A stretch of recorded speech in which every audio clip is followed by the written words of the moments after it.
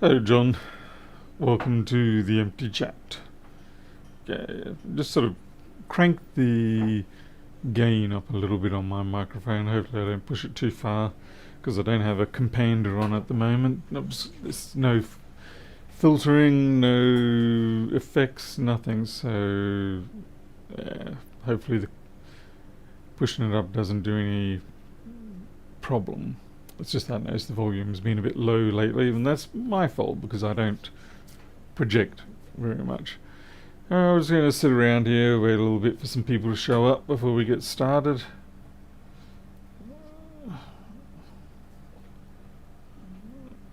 Live stream, so edit it out later. Oh, Electro Rip.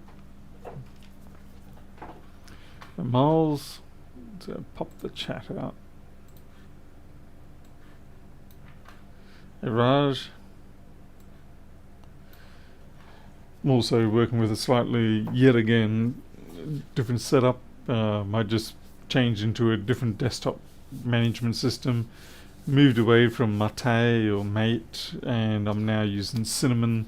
There were some problems with getting the screen arrangements right. So, anyway. Hey Pedro. Hey Bodger. 123.rig. Well, you see, I know people are going to squawk at this, but I've been using GoDaddy for like 20 years now. I've never had any troubles. I know people mock and laugh at GoDaddy, but I've genuinely never had any problems. And if anything's been a problem, they've fixed it up for me very quickly. Yes, so I'm using Cinnamon. Let's see if that does things any better. It seems to manage the ability to arrange the displays how you want. What happened this morning is I received my order of new cables for my little miniature screen that I've got, and so a mini display port from the Quadro P600 going into HDMI on the little display, and I had the adapter before and that was working fine, but I unpacked one of these, plugged it in, and it didn't work. And I was like, oh, you lousy SOB. But I don't know why, but I tried it again later and now it works. So go figure. Just one of those things I had to do twice, it seems. Let's see. Gustavo Fring method. Whoa, I know that now. Why do I know that?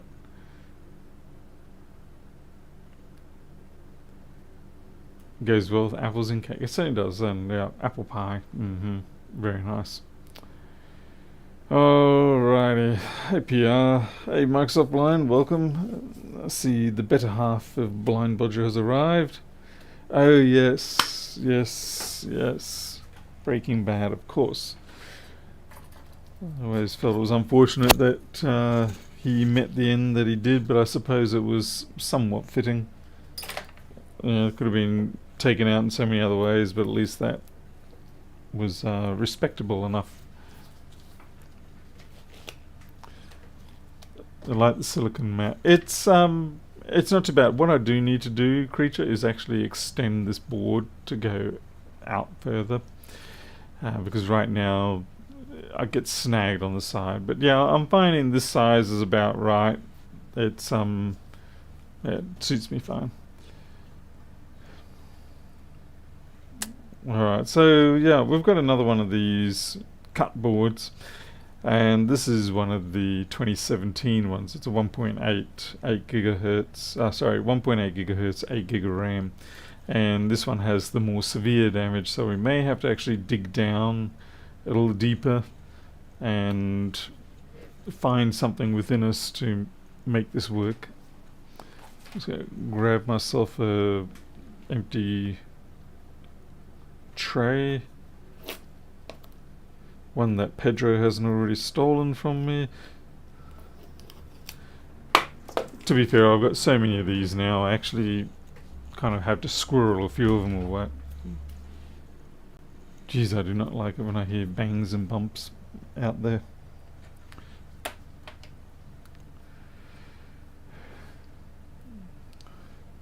Hey there, Harold. So I mean, these traces here for like the current sensing and something else. I'm not sure what those ones are, but these are current sense ones. They're not a big problem to fix. It's the CPU stuff that's the real problem. And in this particular one, there is, like I said, they've gone a little bit deeper than the previous one, where the previous one we were just able to bridge back. That's it, that just fell off. Yeah, that's some high quality thermal pasting going on there.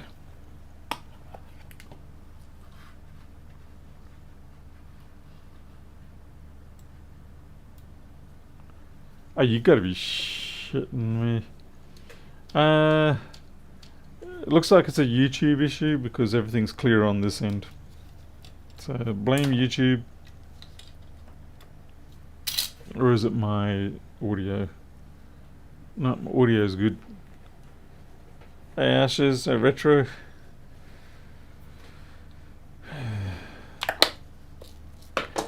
Hey, you're thinking of Milo, not Micro. Micro no longer does that sort of stuff.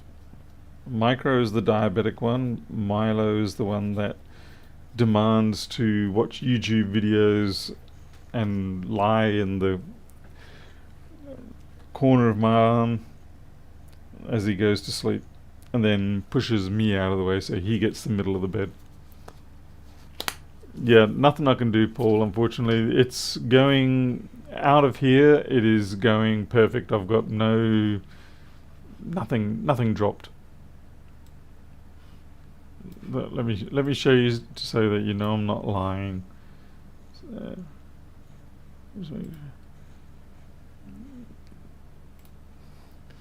So 0 drop frames from network. I'm doing 11 megabit per second. So yeah, not lying.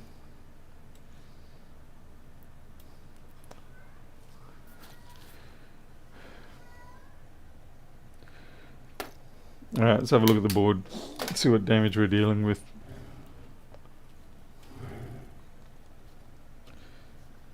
So this section here we're generally not too concerned about because they're all test pads. However, there is a new culprit at play. You can see there's a bit of copper down there which isn't related to these traces, so we may have struck unintentional gold, the bad kind, but we'll have to investigate that.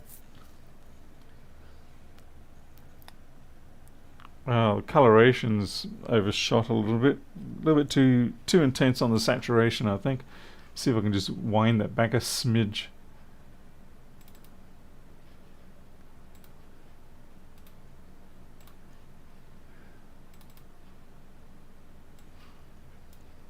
It's interesting, it's set at 0.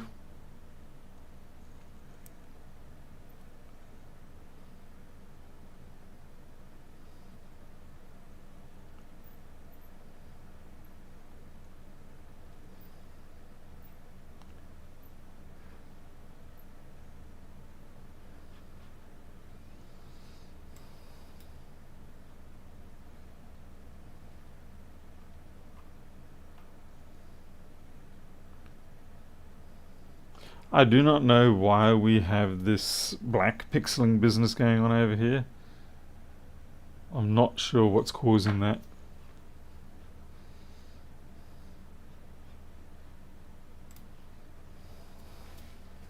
There's no active color key.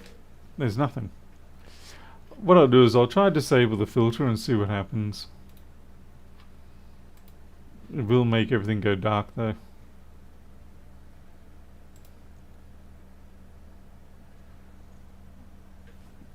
I can still see some activity going on under here. But it looks like it is part of the filter causing it, which is really annoying. I'll bring it back. Yeah, and there goes the flickering.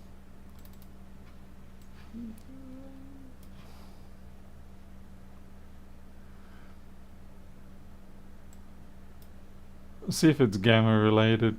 Like if I set everything back to 0, it's still there.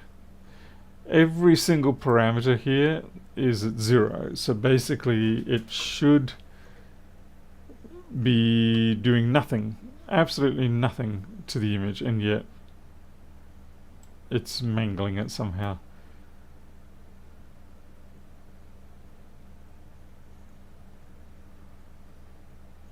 Default to yes. Yeah, so that's set at the default, so I don't know what's going on. Another thing to work out one day. Anyway, I'm going to jam the gamma back up because contrast.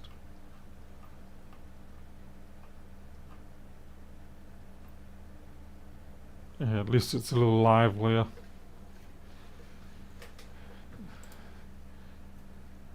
And I'm running 709 at the moment for my color, and all the input sources support 709, and YouTube supports 709. Everybody's on board with 709. Yeah, I mean, look at that. That's ridiculous. I can't live with that. That's despicable. I wonder if there's a better filter I can use. A better one. Let's see. So this is a color correction filter. Color key is a completely thing. Chroma key is a completely different thing. I could try a lookup table. No, there really isn't anything that's going to help me here.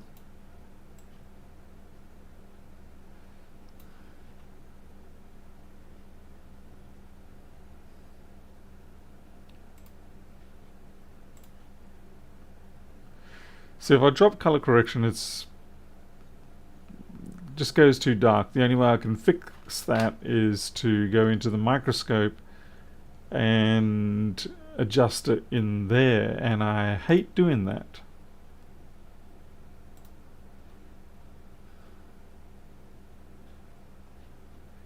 The reason why I hate doing it is because it's a fiddly process and I have to do it every single time. Let's see.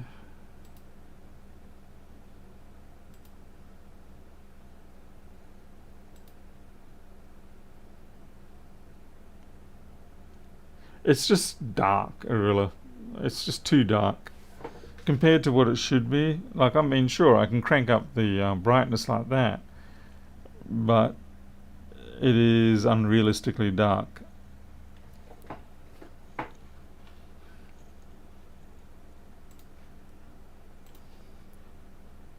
This is why I want to get a different camera.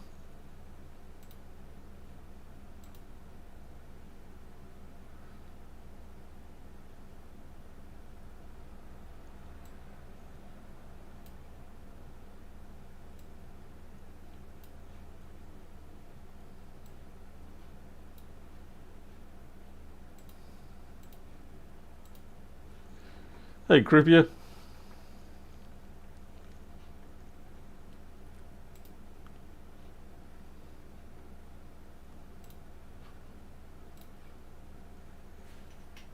Just applying without anything at all, just adding that filter wrecks it. Like, I'll show you. Like here, this here is what I have. And see, putting my hand there wrecks it. And there's nothing at all. It's at the defaults.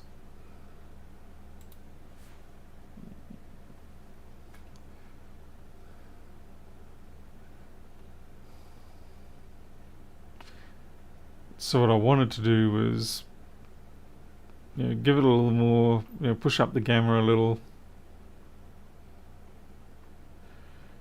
push up the contrast to give back usually about 0.5. And I mean, it looks good, but we have this problem where for some reason it does that. Well, yeah, I mean, obviously, clearly there's something amiss. But I mean, this is through Open Broadcaster, and it's an Open Broadcaster filter, so I don't know. I'm going to stick with it now because I'd rather have... I can tolerate, I suppose, the the black noise, just so that I can see what's going. Yeah, so you can all see what's going on.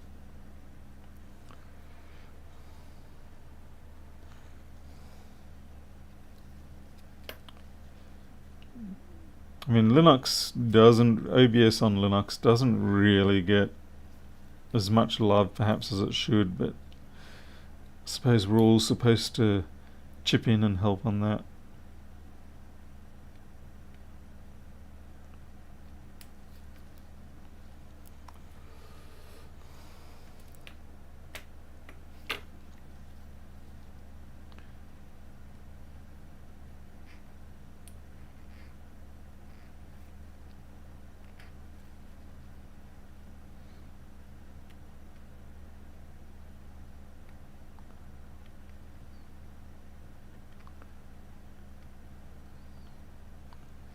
Ah, that's impossible to live with.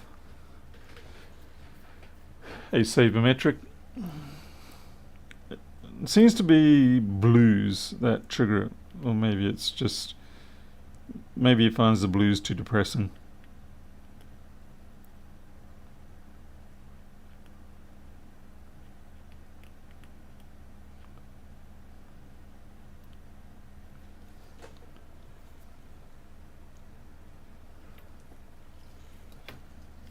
Harold Apple got to this board, or I should rather say an Apple authorized agent for refurbishing or recycling.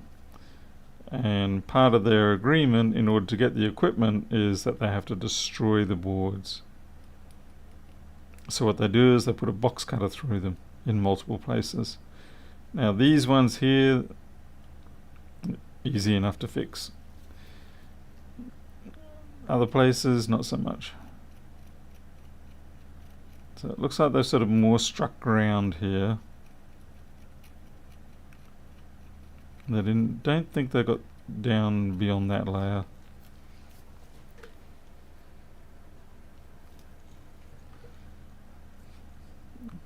Yeah, surprised they don't put a drill bit through it. That's the usual Chinese way. Now these ones here we don't really care too much about, except for the fact that we've got some activity over here. But I might leave this until we know that there is a problem, as opposed to trying to fix what isn't yet broken. Which basically leads us to this scenario here. Now we can see there's definitely traces down there that have been touched. We don't know whether they're broken yet, but they've definitely been touched. So kind of need to get access to those. So I'm going to lift this foam pad off.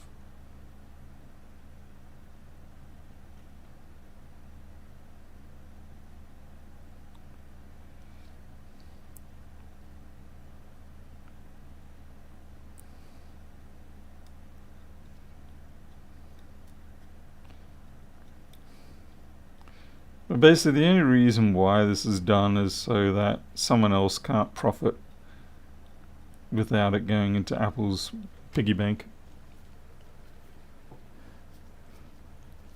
Hey Zach X. Well, really, I mean that makes entirely perfect good sense. It's just kind of weird that the filters would be affected in such a way. I know there's a good number of filters that aren't available in Linux, and fair enough. But I would have thought the ones... maybe it is going to have to be something that I have to personally look into. So by the looks of it, it looks like it's calculating a value that goes out of range, in effect. So they're not properly... they're basically not properly compressing or companding, and if it goes out of range they're like, big whoop, no one cares. Okay, so this one here actually doesn't matter. We've got there's no population on that particular phase. These ones probably don't matter. What I'm more concerned about is there something down there in the depths that needs to be fixed, or is it okay?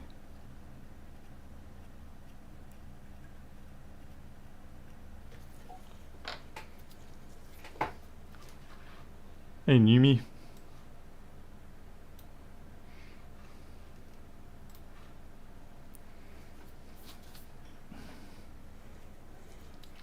It's getting a little bit difficult to see what's down there.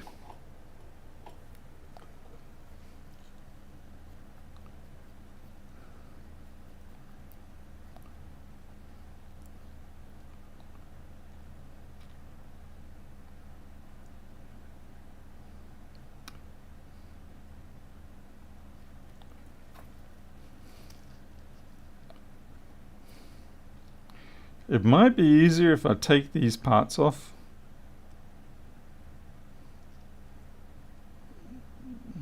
This here really seems to be the problem area. Yeah, it might be easier if I take these parts off, then I can get access.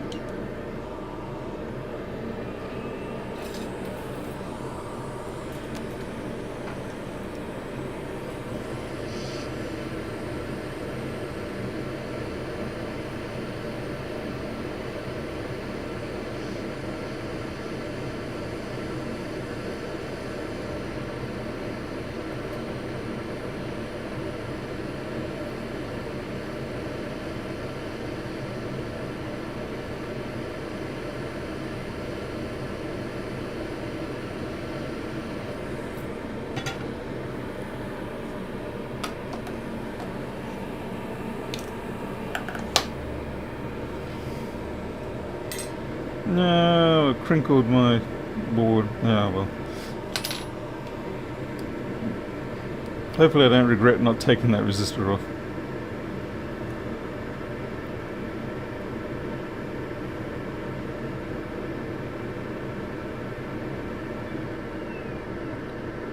So basically what I'm going to do here is try and shallow cut my way down.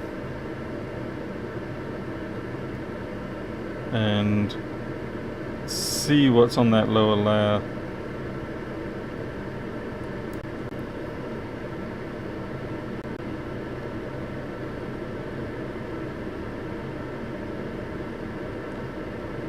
They've definitely mashed up the fiberglass a fair bit.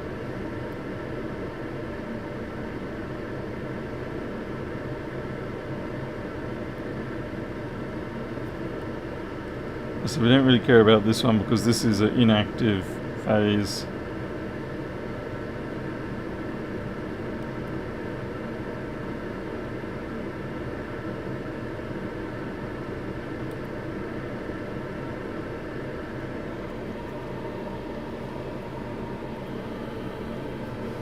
Hey, B-Blood. Yes, that's right. You were fighting the dreaded COVID.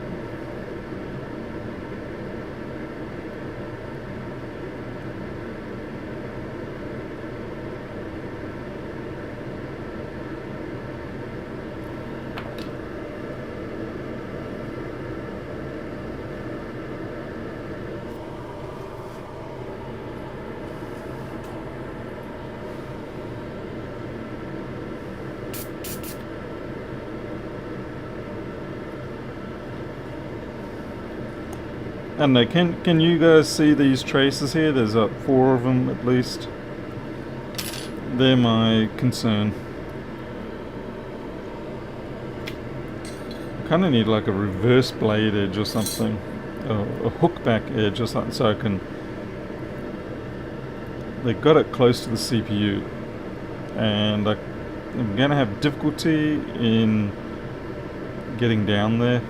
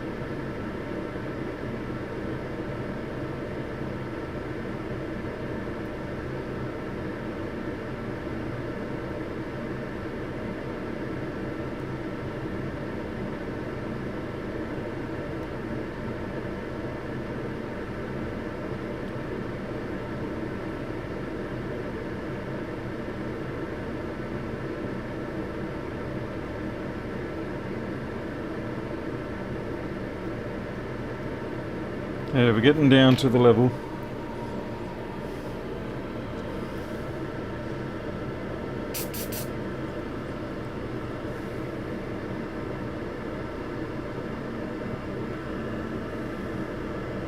Need some more. Need some more drop on the microscope. Only about 1 millimeter.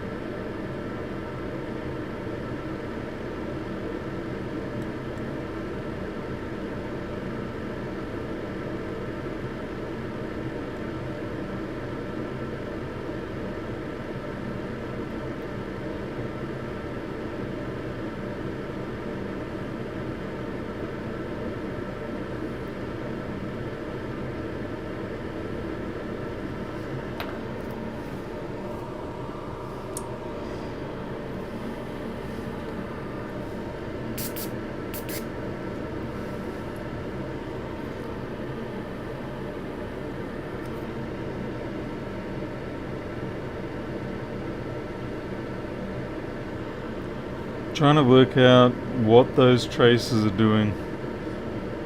I might get in there and see if any of them are touching ground as it is.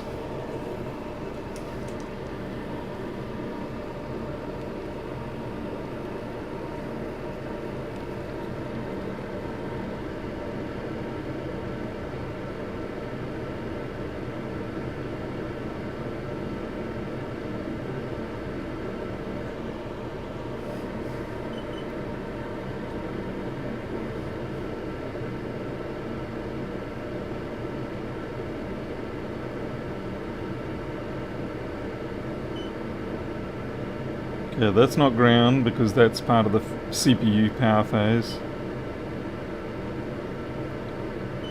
That's ground there, this second layer.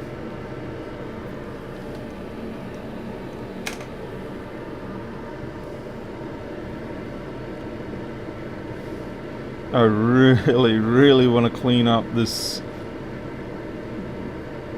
copper layer that's sitting too proud. So basically I've got a problem here where there is the ground layer just above where these traces are. So what I want to do is, in order to try and help them survive, I would like to fillet them. But if I do that, then they're probably going to make contact with that ground layer.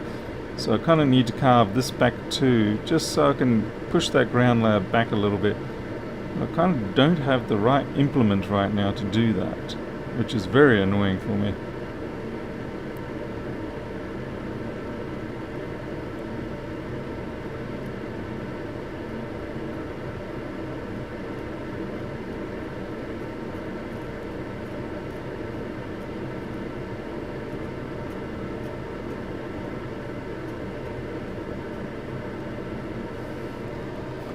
I will be filling this up also with UV cure.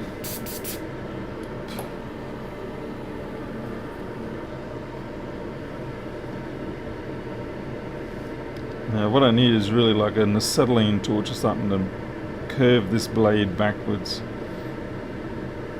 wonder if maybe one of my circuit board scrapers might work. These sort of thing, hockey stick. Wow, that's huge when you start. Like a few of you who work on iPhones will recognize this tool. And that's just massively too big. I don't want to use a powered burring tool. You can just see that being an absolute disaster.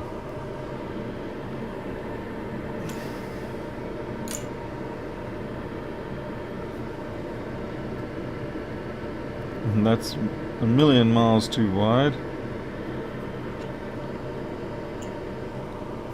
Let's go check my box of random blades and see if there's anything in there.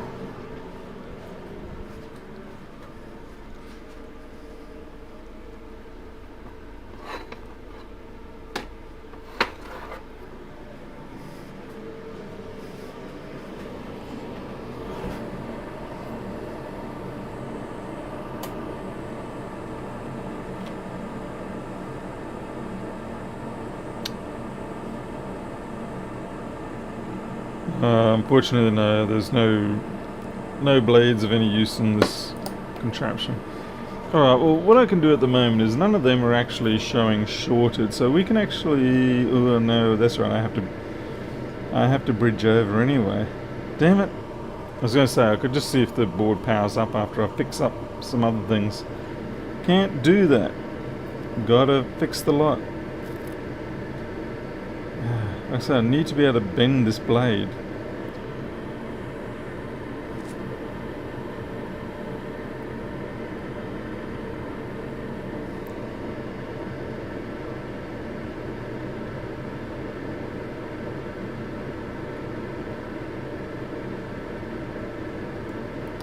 And if anyone's tried, you'll know that you can't really bend these blades.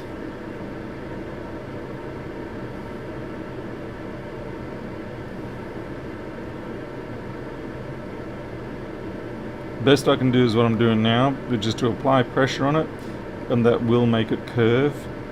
That's not going to get me too far. It might get me to the second layer and that's it.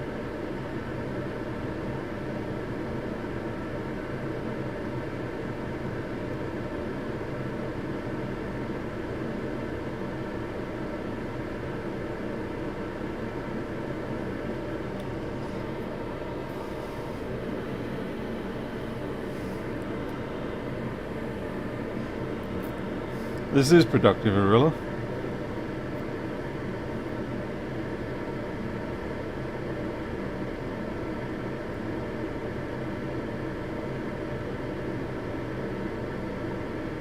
Why would you think this is not productive? Haha, I think I cut that resistor.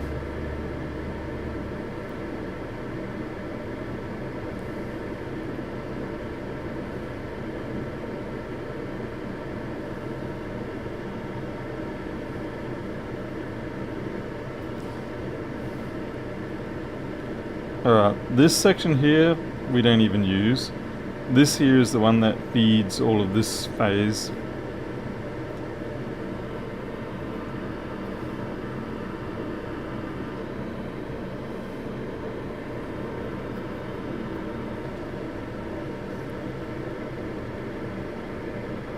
I might have to take off more of these parts.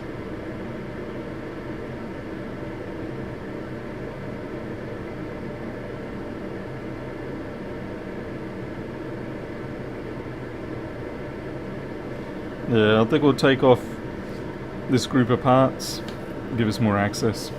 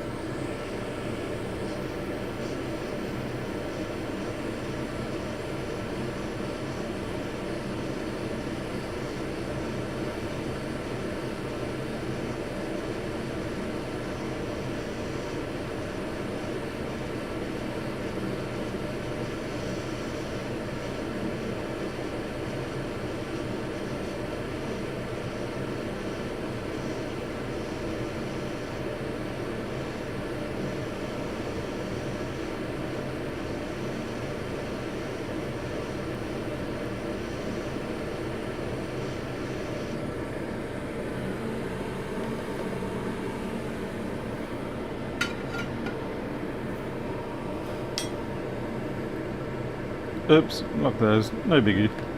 Oh, that's much easier.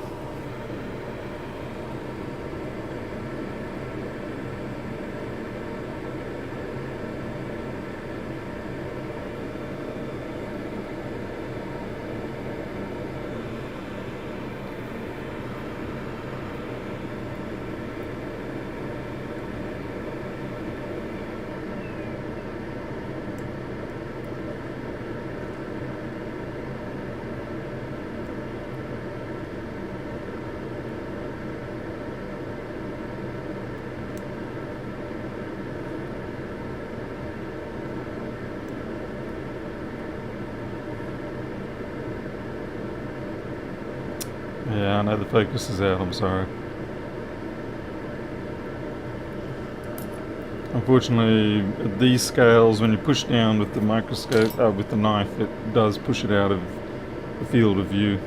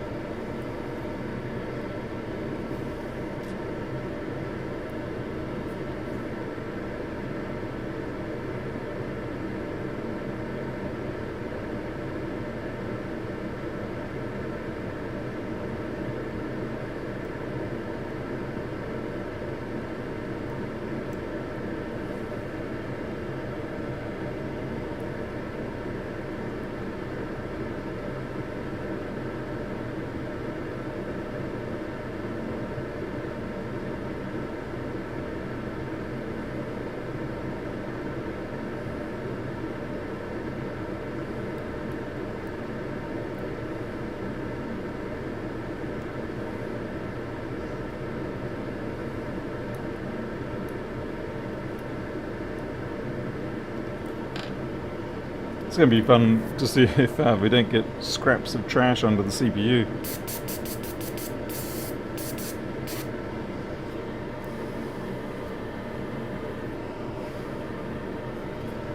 Thank you, B-Blood. Yeah. Time in 60 years.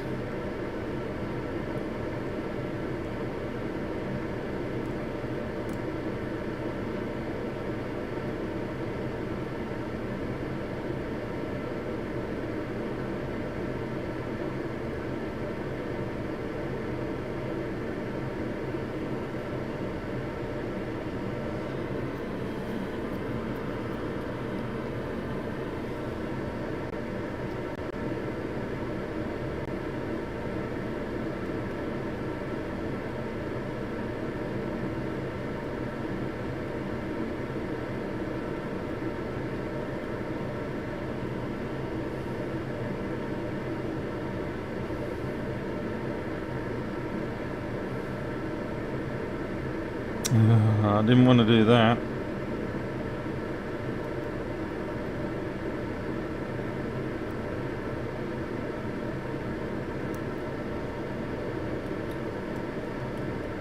I need that trace. That's my power phase.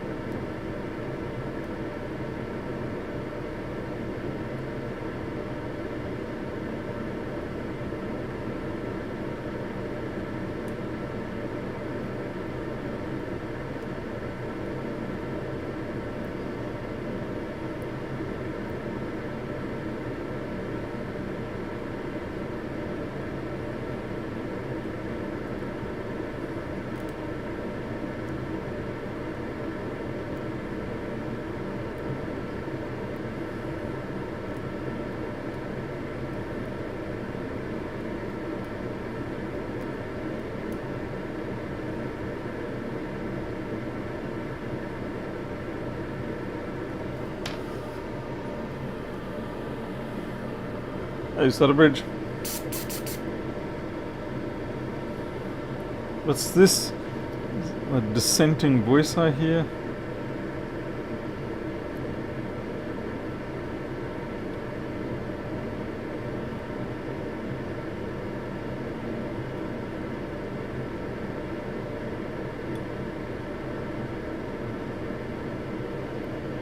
Okay, I can see the jammed ground up a bit here.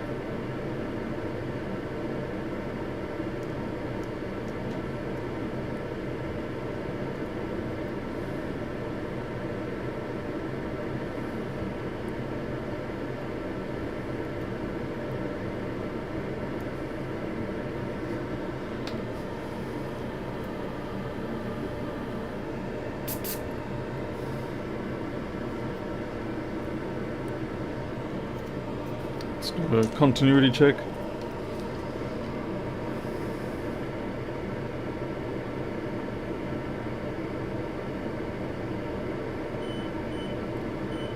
Okay, well, we're lucky. None of the phases are touching ground, so that's good.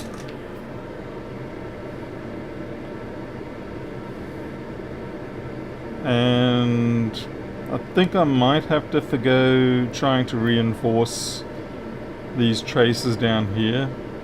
I think I'll just have to reflow them. Not reflow them. I'll just have to flood fill with the UV and hope for the best.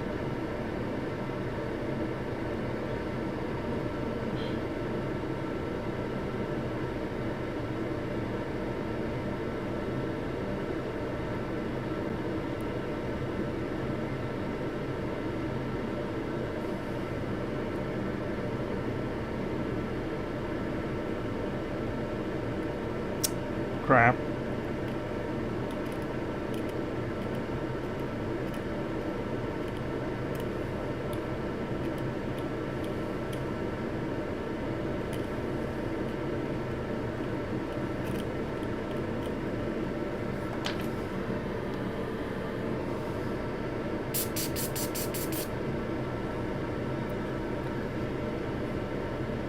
Trying to work out what's going on here.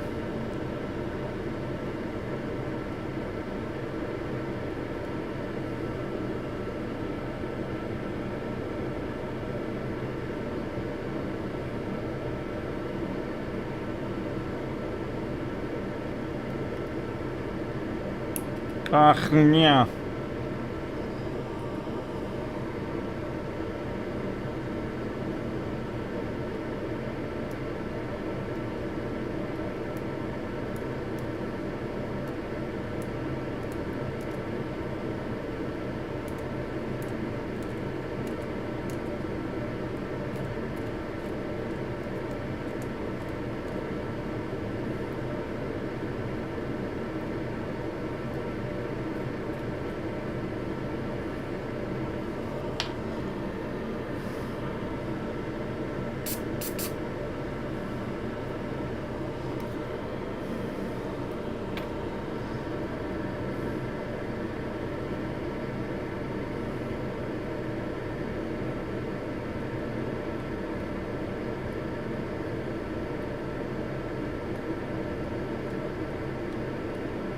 Nah, I need a new blade.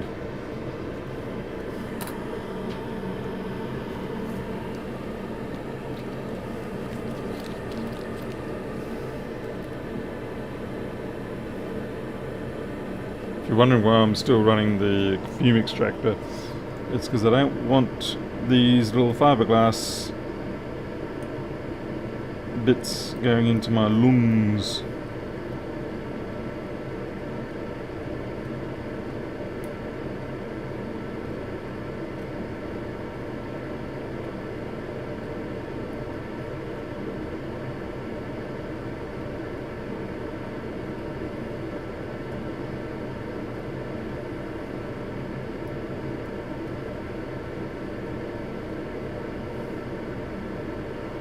Starting to shave the CPU there.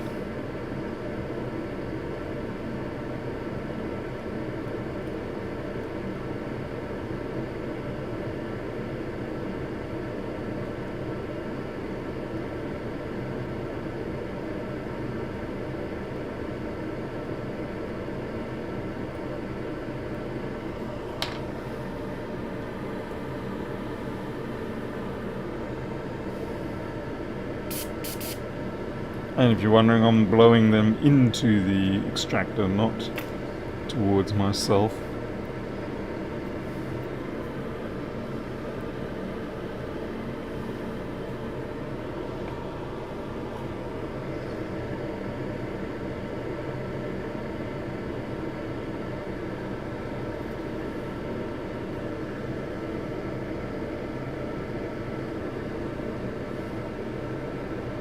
I'm having a hard time gauging what I'm looking at here.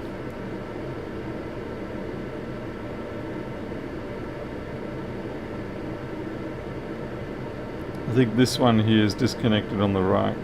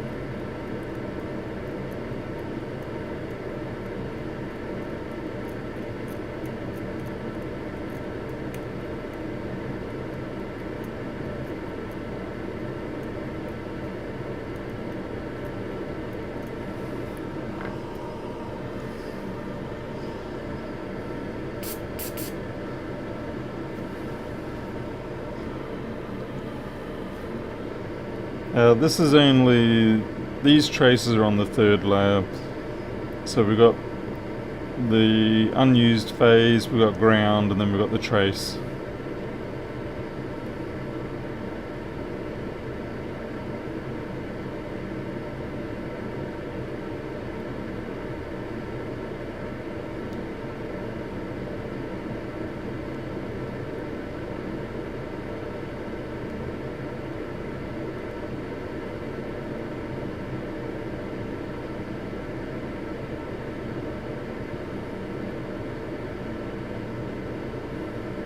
I'm basically undercutting the ground layer at the moment, so I'm trying to use the tip of the blade upside down, a bit like a fly cutter.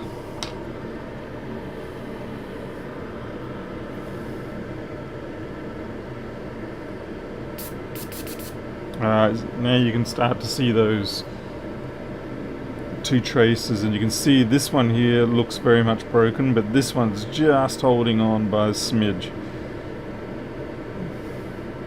Now, for all I know, they were completely unrequired traces, but I can't be sure, so yeah, I'm kind of having to clear it away and see if I can reconnect them.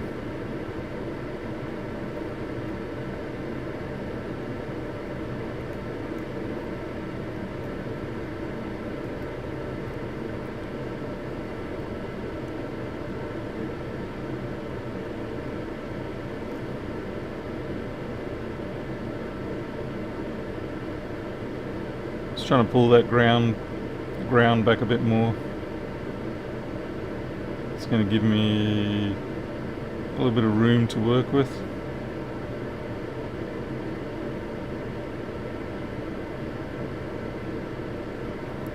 And unfortunately I dug down again a bit too far. Well, this is probably good enough. The one on the left, I should be able to just drop a fillet in.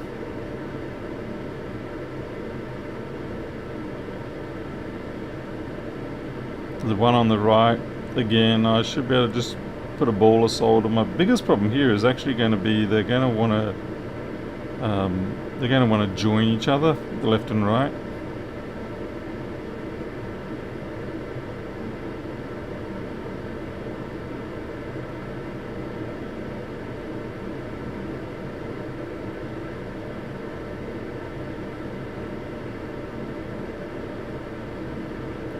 I've cleared both now. Yeah, so they were extremely marginal. Alright, so that will pretty much be our first thing to fix.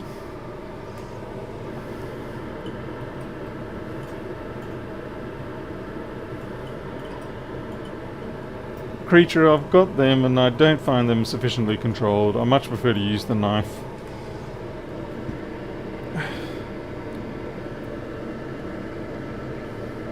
I mean, you know, there's probably someone out there, I don't doubt, who has vastly superior control for that sort of thing, but it's not me.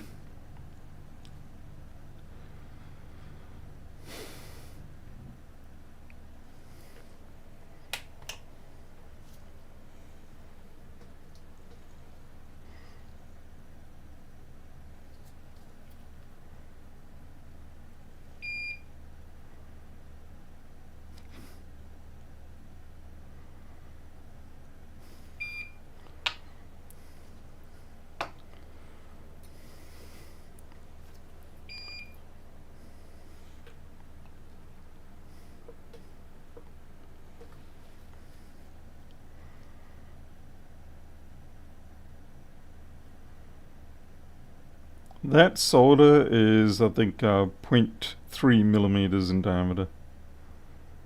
And the tip is supposedly 0.1, but I think that's a load of bollocks.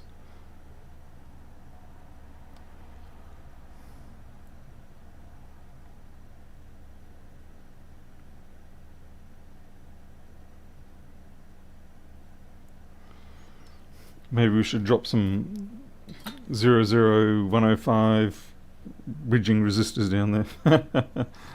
I'm at the maximum zoom right now, so I'm going to back out a little bit.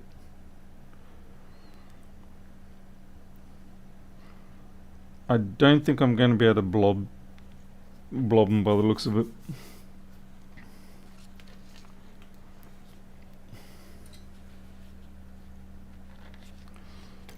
I think the blob's going to be too uncontrolled.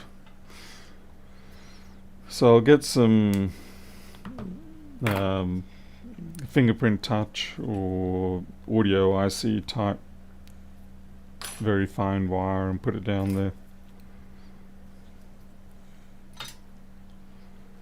Yeah, I was thinking I could see what 01005s are like. They might be big enough. I might be small enough, but I don't know.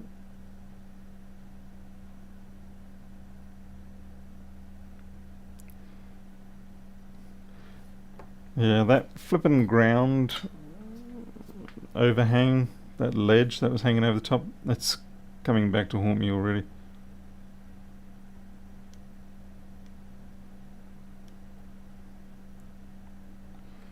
I could try to just drop a ball down there.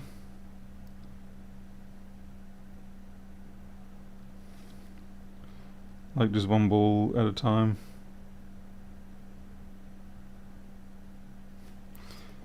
I feel like wire is what I need to use though.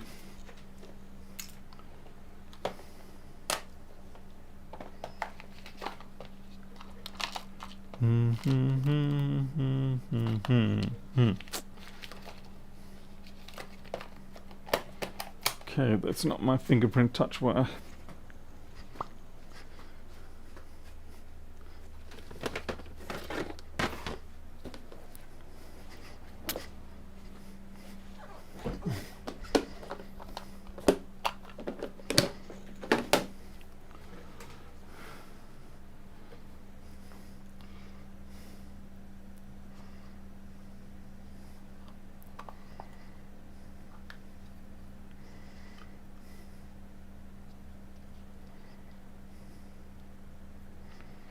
I'm really not a fan of this stuff.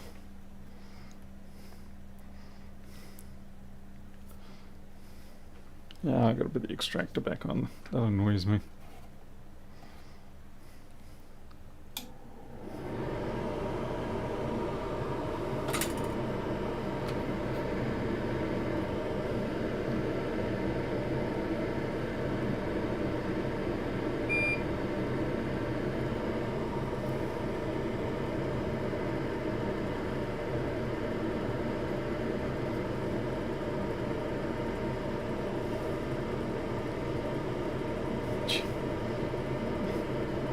I keep accidentally breaking it off.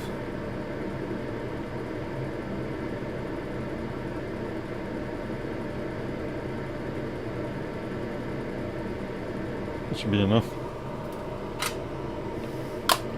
Got about 3 lifetime supply in that spool.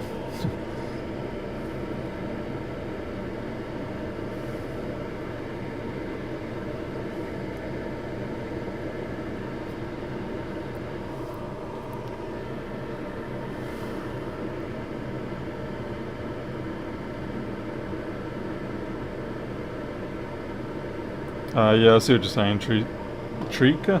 Trika? Hey, I'm going to call you Trika now. So, you shall not call me Trika. It's Halloween, so, you know, it's kind of fitting. Chicken Trika.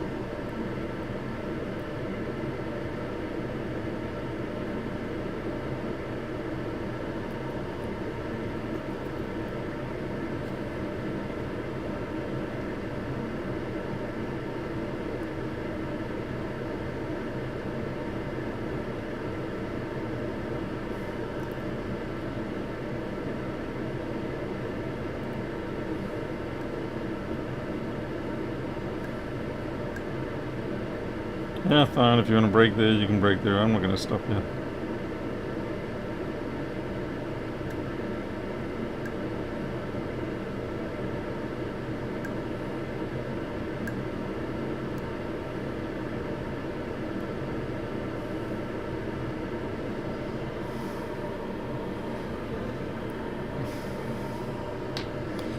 You don't know why. It's something to do with the color filter I'm using to try and improve the brightness of the camera. And even the suckful thing is, even when I'm not doing anything with the filter, hey Siri, even when I'm not doing anything with the filter, it does that.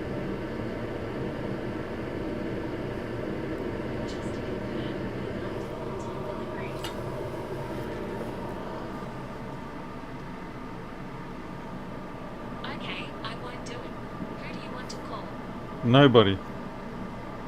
I will not then. Thank you.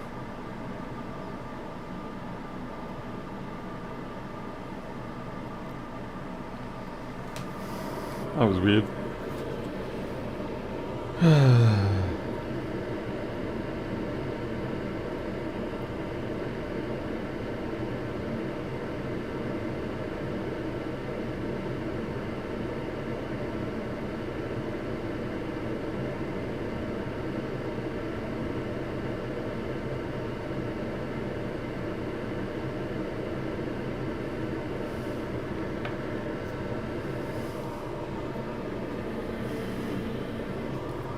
Yes, I think an AI. You never know when they're going to rule the world, so better to at least be known as a polite person.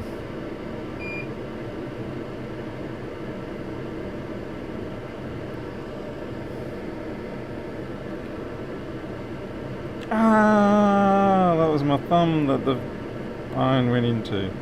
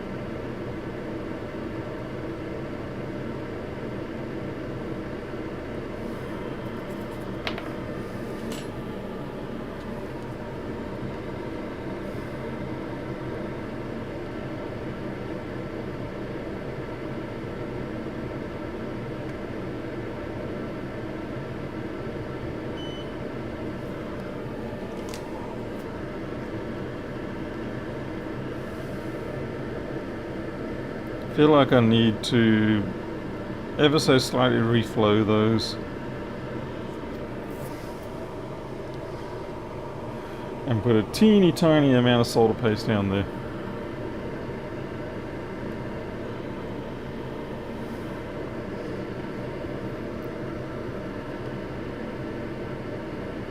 picking only the finest 3-week-old crusted up solder paste.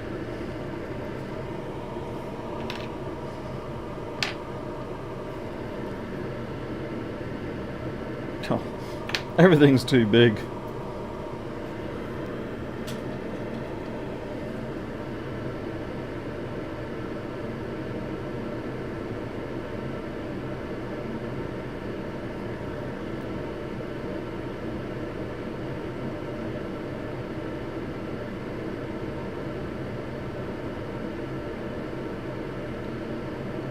Imagine if BGAs required balls this size.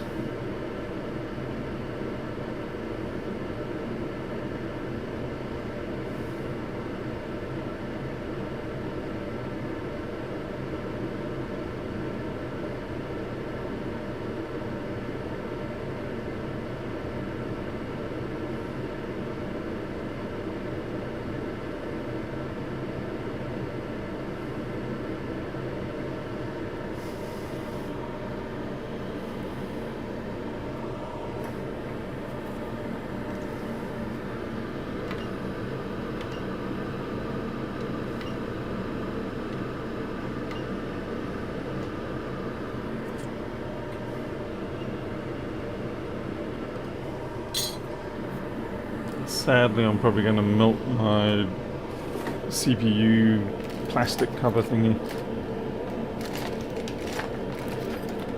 Hey, someone's stolen my dead weight.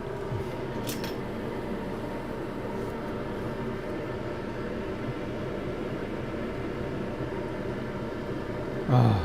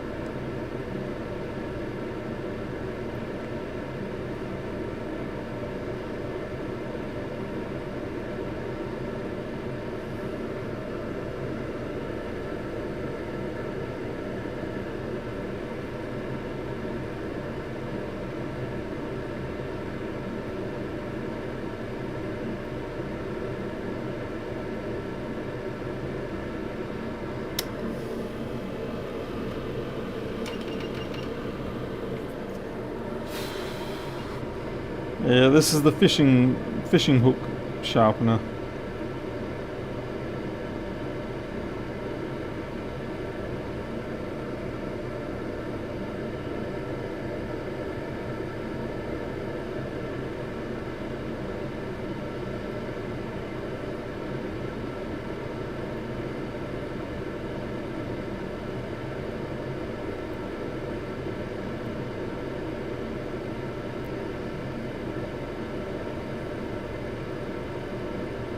Yeah, we're not getting anywhere fast though.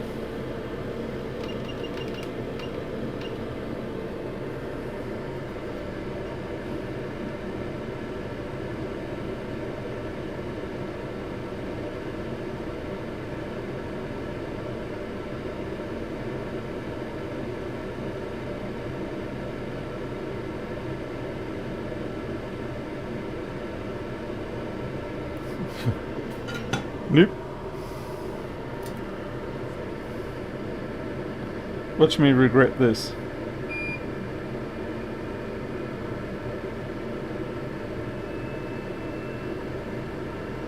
And yet, it actually went alright.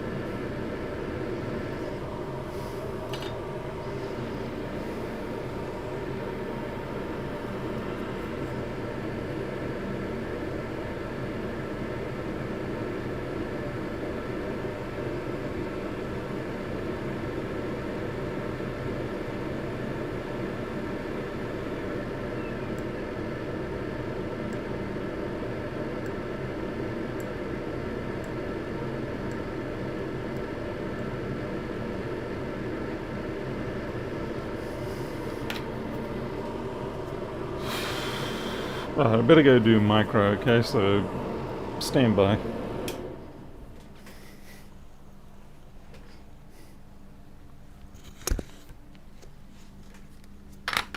I'm gonna get myself a drink as well.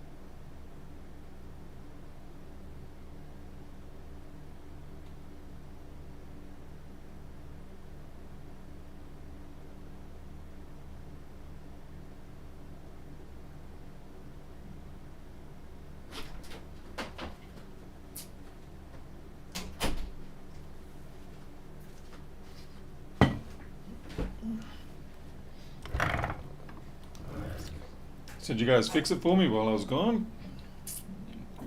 Why is it not fixed? I'm just taking a moment to have a drink. Micro was a little bit evasive tonight with his shot.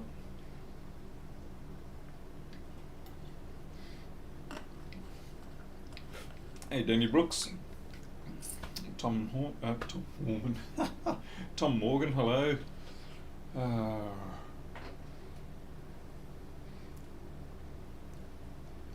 I haven't sold any of these boards. I'm not selling them, but or unless you're talking about the PS5. The PS5, I've got a new connector for the Blu-ray drive to show up, thanks to Artie of Ace.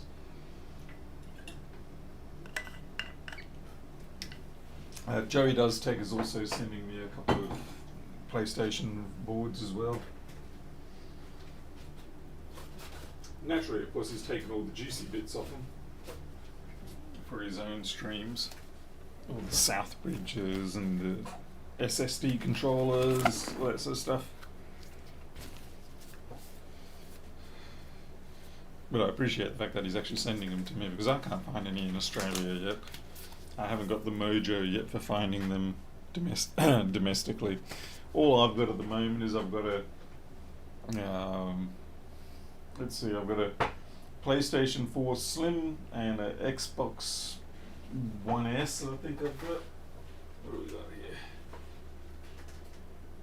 here? Xbox One X. So that's the extent of my console gear here. Those are actually fixed, those machines, but the customers didn't show up. So, and they said, "Oh, we'll come and get them. We'll come and get them." They never did. So, what am I going to do? I mean, I'm not really a person who plays the consoles, so they're just going to rot. The Blu-ray connector on the logic board is some weird looking thing. Anyway, I'm having a couple sent to me, so it's all good.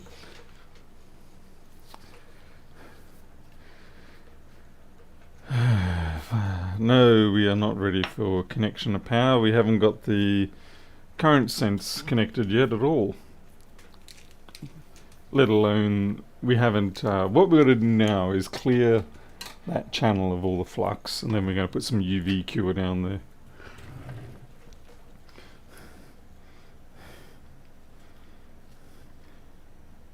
Honestly, it looks kind of like one of my wounds after I've crashed through a tree or something like that.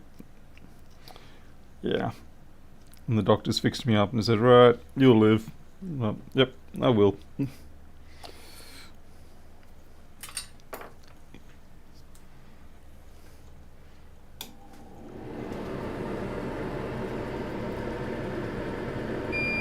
And we've got to put all the parts back on.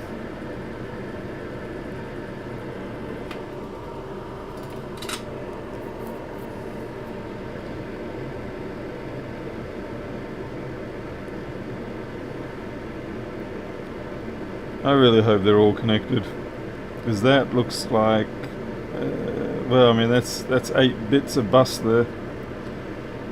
So, hopefully they're all connected. There's a couple down there that have been touched, but I don't think they've broken through. Yeah, we'll clean this up.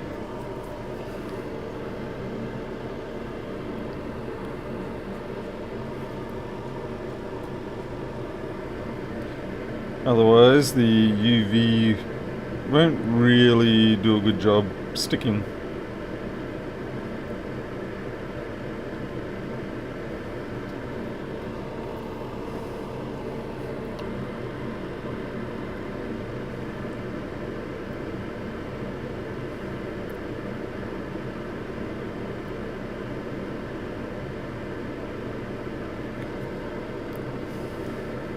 Not even sure where those 4 lines or those 8 lines would be running off to.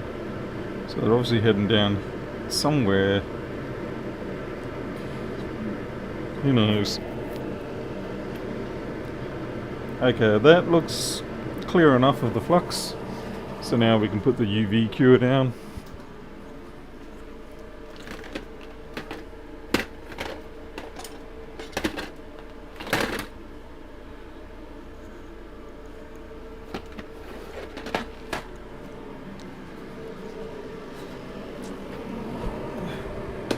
Hey Jamelin, decide to turn up and express your disdain.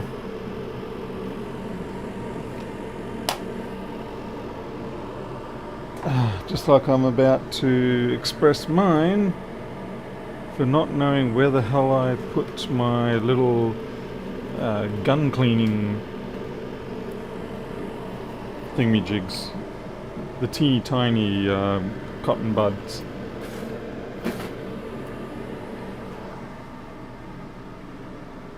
Oh, come on, not now, not like this.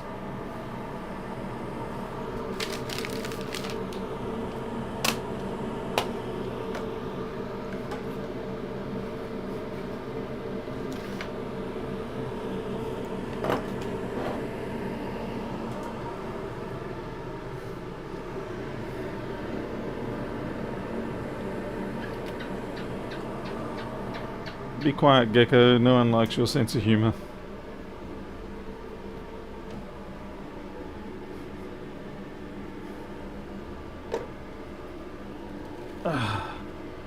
I mean, seriously, I was just using them this afternoon when I was fixing up an iPad.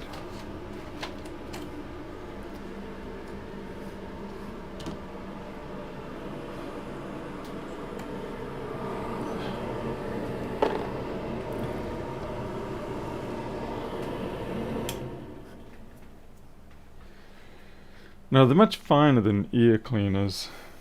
Like, these are your ear cleaners. These other ones are substantially finer.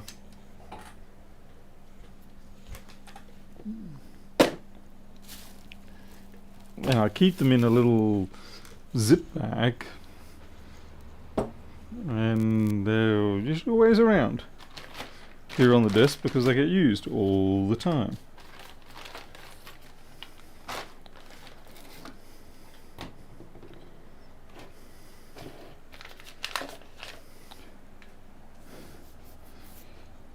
This is going to be another one of my, hey Paul, have a great idea. Let's put something that you use on a routine basis in a new safe place.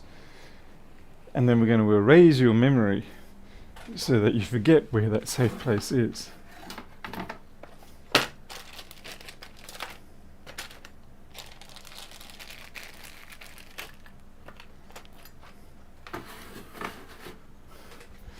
So why the hell would I neuralize myself?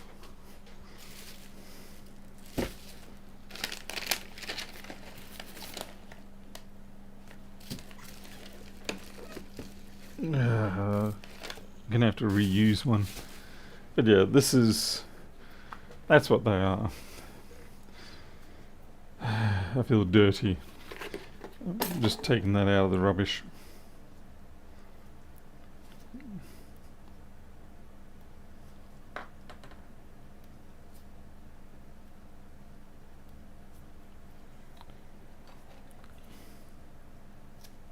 Okay.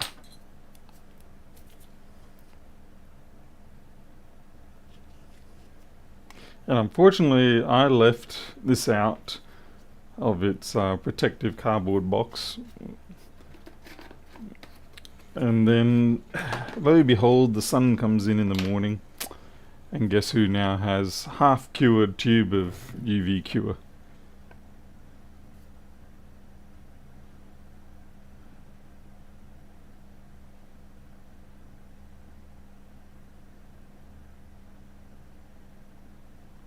Right, that should do the job nicely.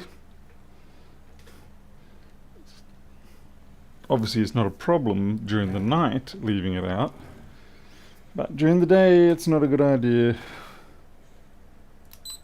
Okay.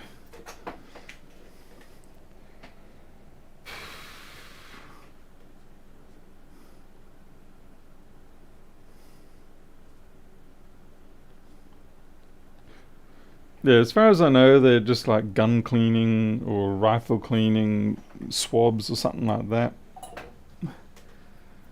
And I've got a few thousand of them, but I only sort of bring them in one packet at a time rather than all of them.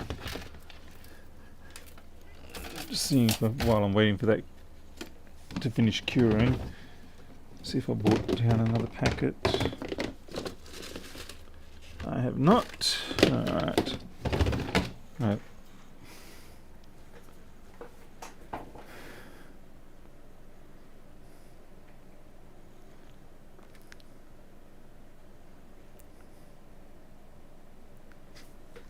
Okay.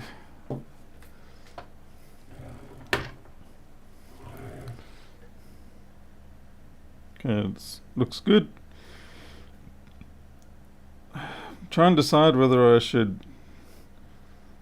Yeah, I'm gonna take the gamble and assume. Although that one on the right, the very right, does look suspiciously like it might have lost contact.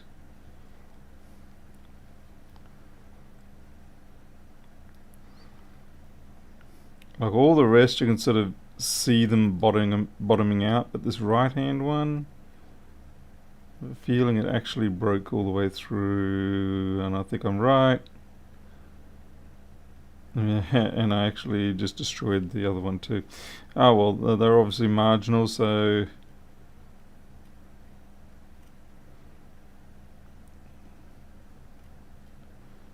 okay, so those ones are okay, but these front two are dead. Well, not dead, but they need help.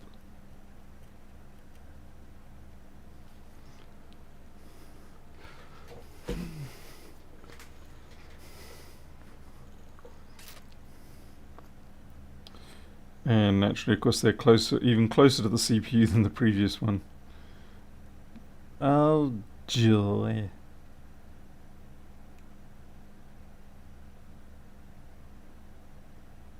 I can just see the faces, the copper faces. But I'm not going to be able to get a good angle there.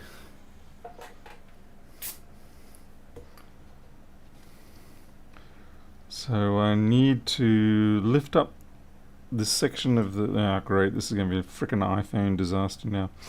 I need to lift up this ground plane layer.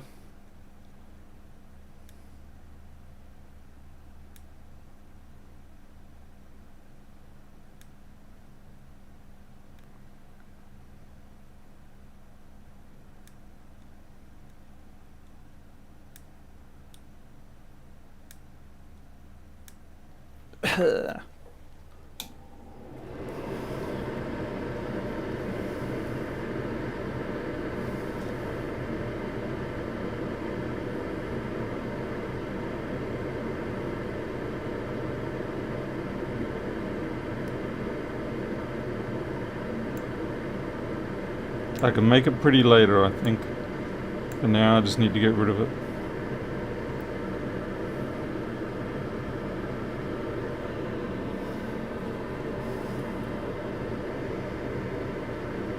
Try AliExpress.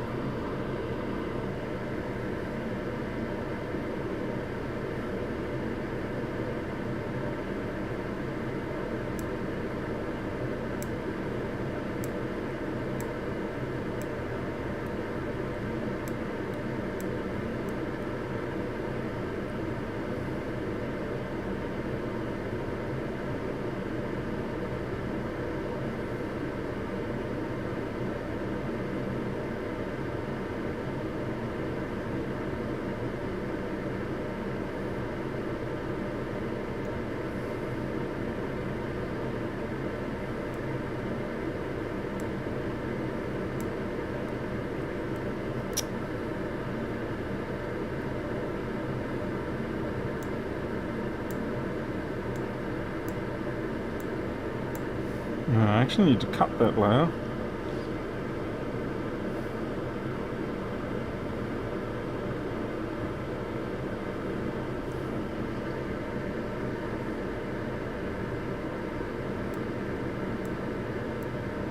That's an unused phase.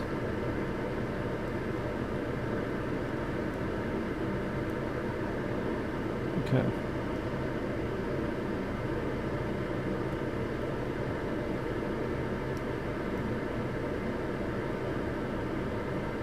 Then we've got ground here. Yeah, cutting back the phase a little more.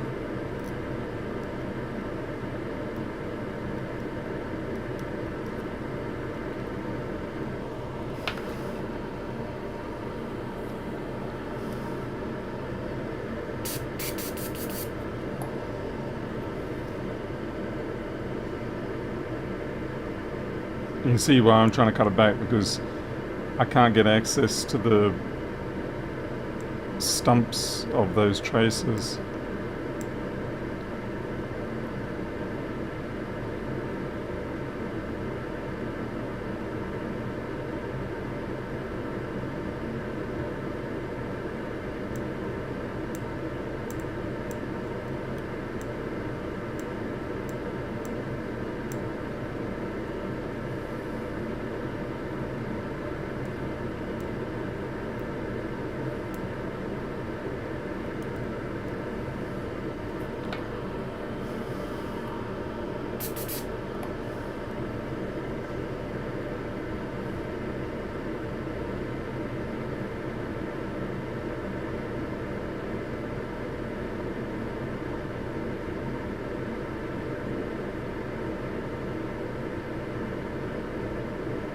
And there we have them.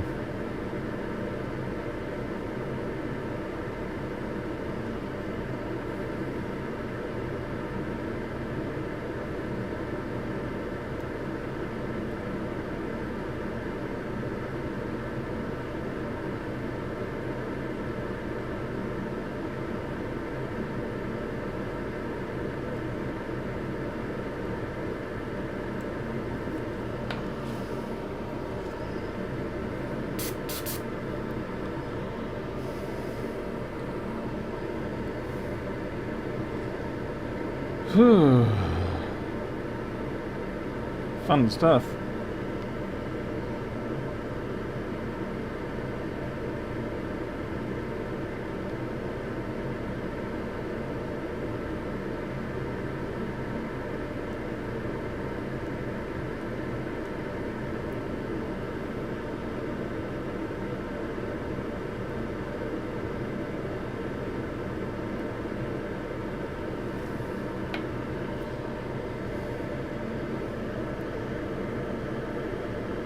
Totally not worth doing this board for it, but we're doing it.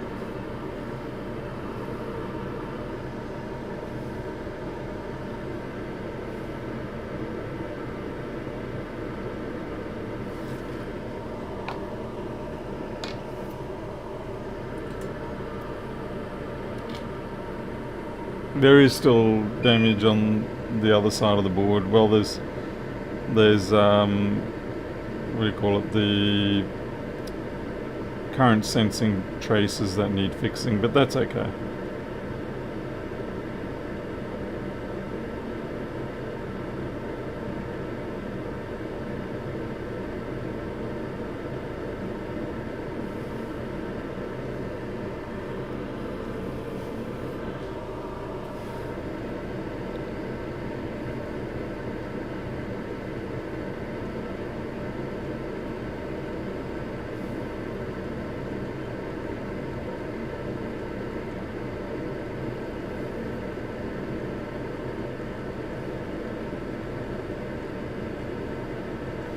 Alright, so we've blobbed those up, and we'll run another 2 lines of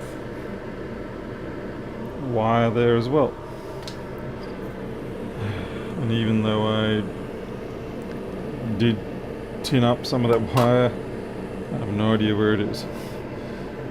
I can barely see this wire on the desk if I'm lucky.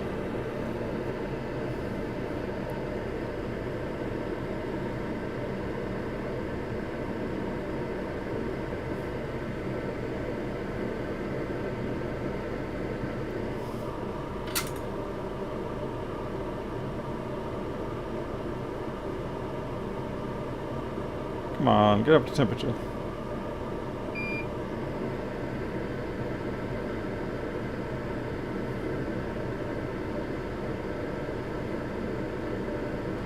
Oh yeah, no flux. Delicious.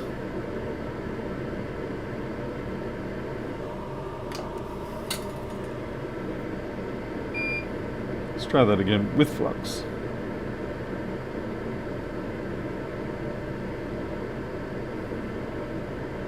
And he breaks it off.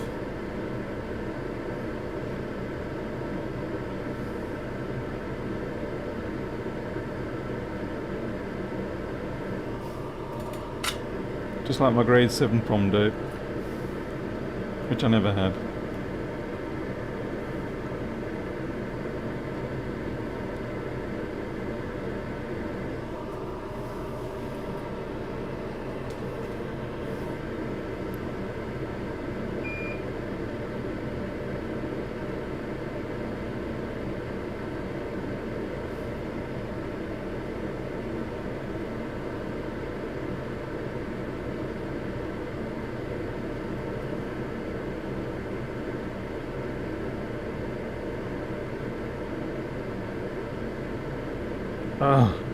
It's more interested in the soldering iron than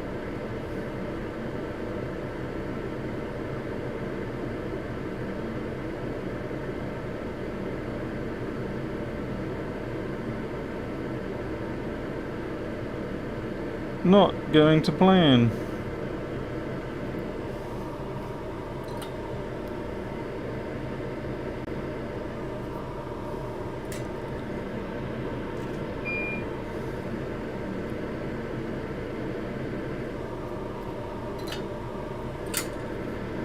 Doesn't help when there's remnants of the old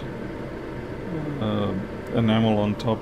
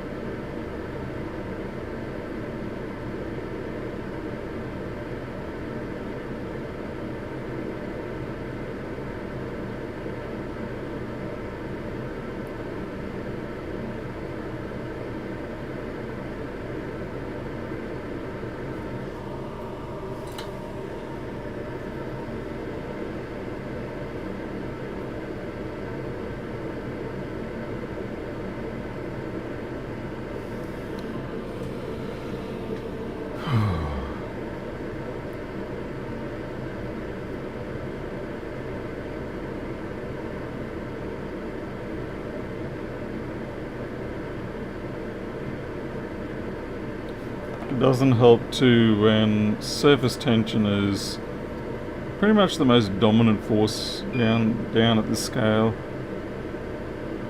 Yeah, it really goes for the soldering iron tip rather than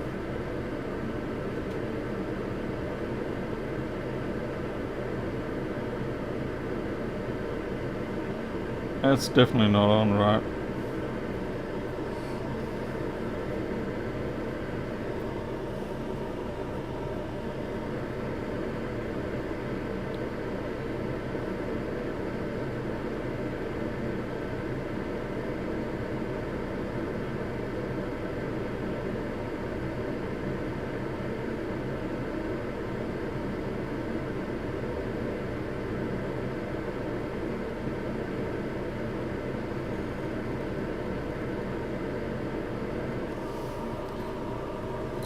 Everything starts turning into toffee.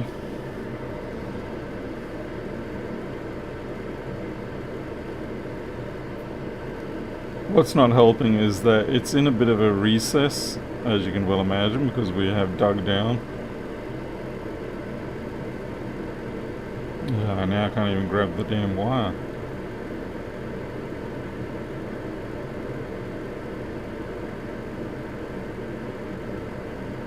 Okay.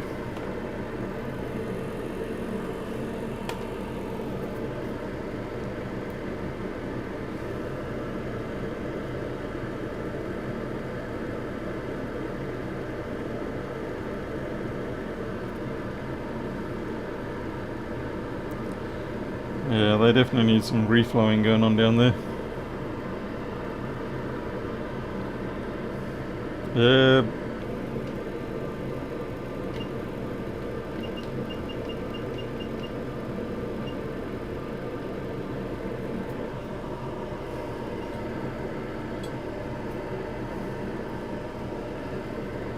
If I just take this plastic thing off, put it back on when we're done.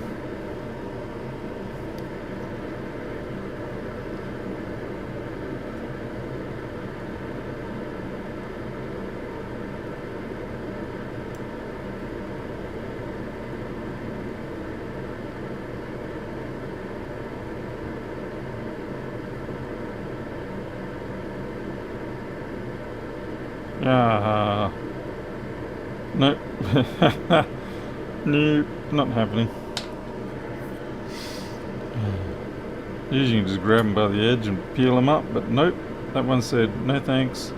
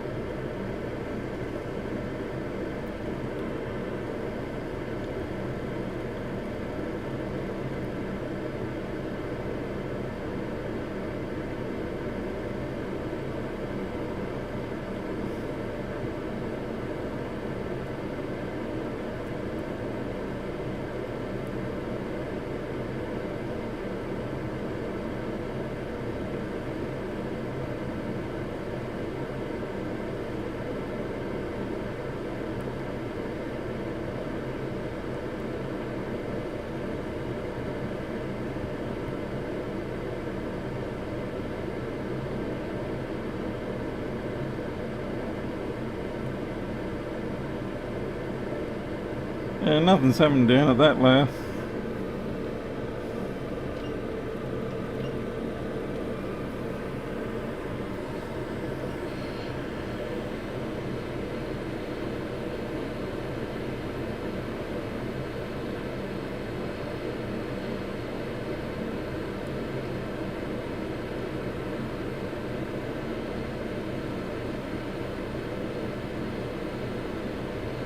No, we just can't get to it.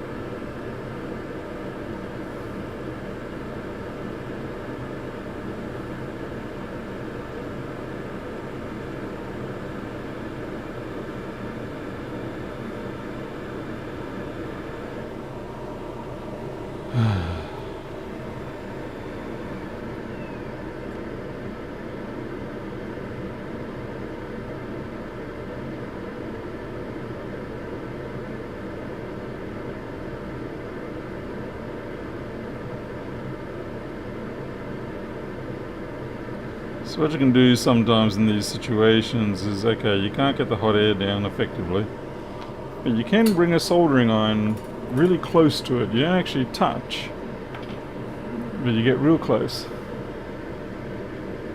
At least you try not to touch.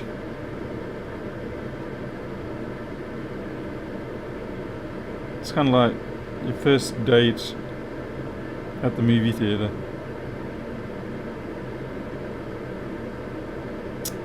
Even that's not working. Wow, this thing's persistent.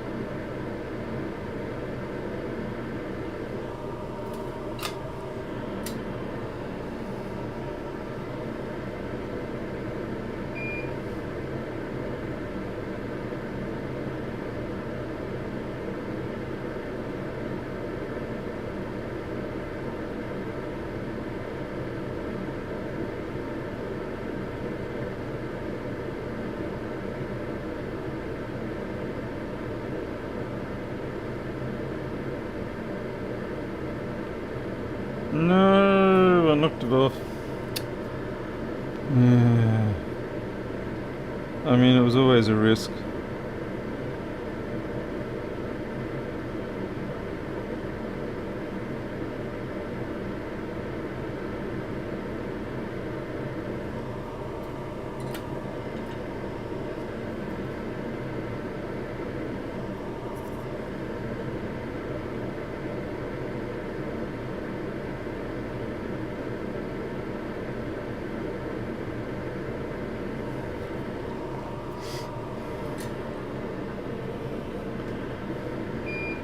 Yeah, Tom ruined the date.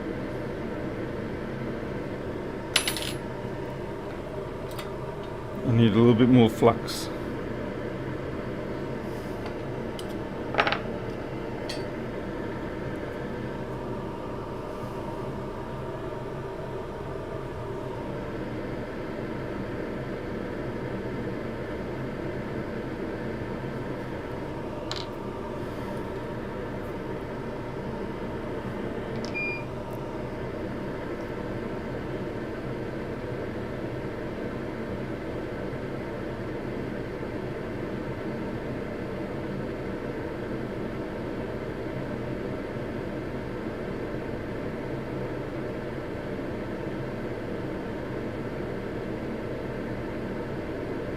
The most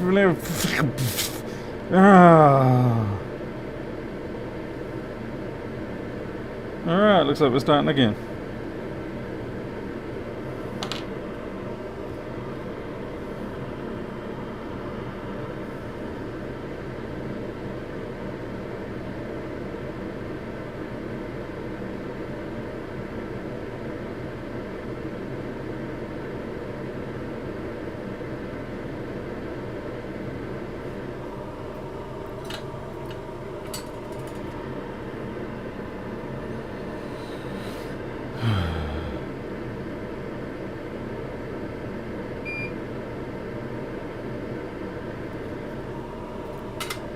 That was frustrating.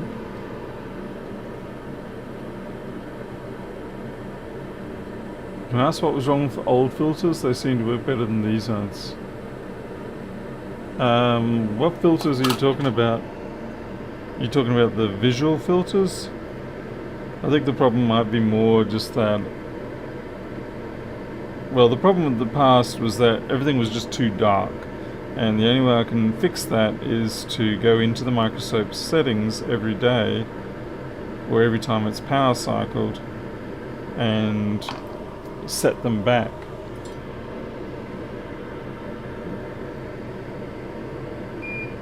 So what I was trying to do is that by using an OBS filter on the video for color correction, I could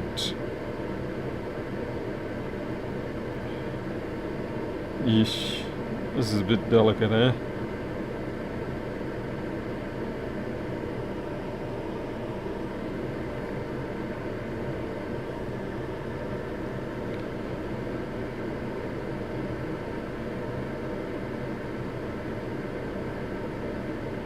Tempted to tack it to the ground.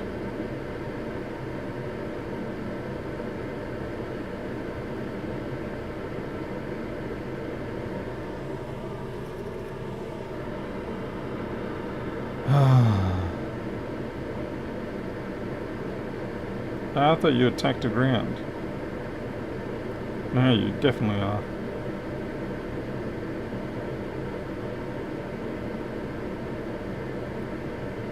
Somehow I keep getting the old piece of trash reappearing. Where is that wire?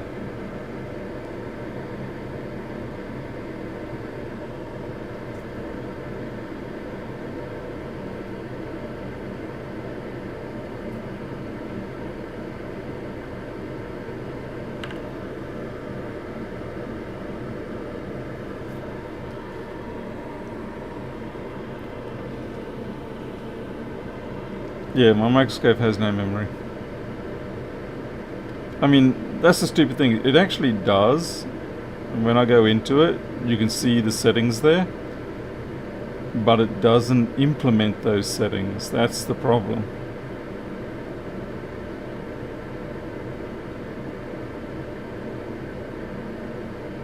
It doesn't implement them until you go in to the settings and go, I would like to change some settings. And it's like, oh hey, I got these awesome settings you want. Would you like me to use them? And you're like, yeah, that actually would be kind of neat.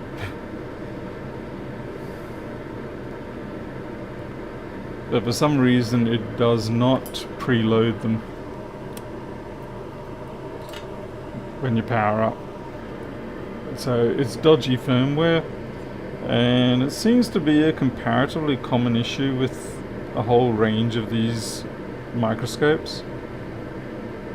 But it's typically not so much a problem because most microscopes, cameras seem to have better light pickup. Even though this is an IMX 443 or whatever it is, for some reason the settings on this one by default are just too low. Whereas other people's, like Soren, ended up getting another camera. It was the same sensor, but its default is a lot brighter than this one, and that's off the same equipment. So it's not his lighting, it's not his microscope or anything like that. It's just, for whatever reason, this particular model has done me over. And so yeah, so now I've got to go get another microscope camera, and I'm not going to say how much that costs, but I will get to it. It's just a case I've got other priorities first.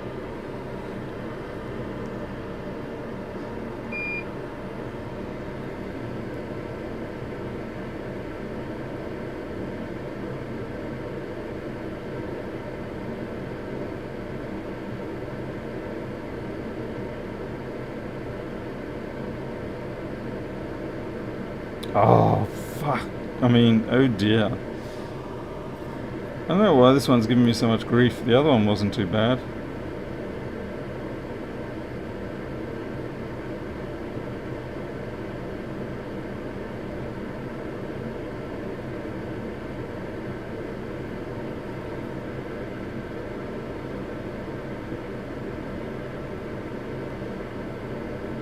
Anyway, Paul, that's why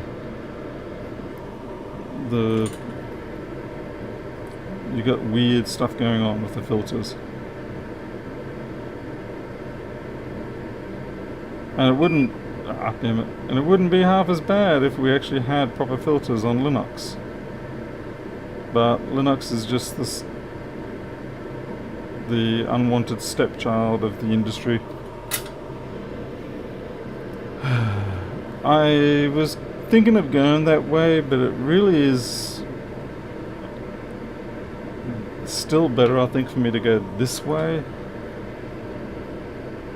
It's just a case of I've got to not stuff it up. Ooh, that's connected.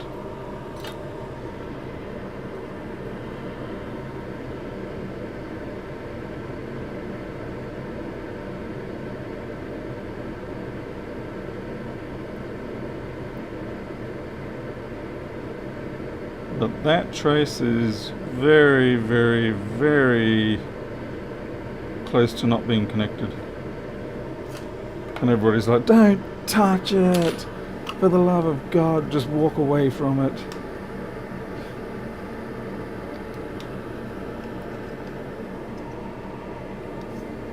It's a data trace, not a power trace. You don't need to bolster it.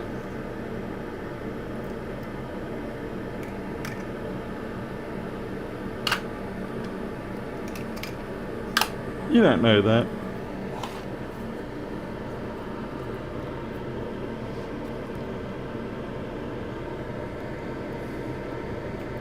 Really, the trouble is trying to modify the firmware means understanding the firmware, which is most definitely not the easiest thing with these units.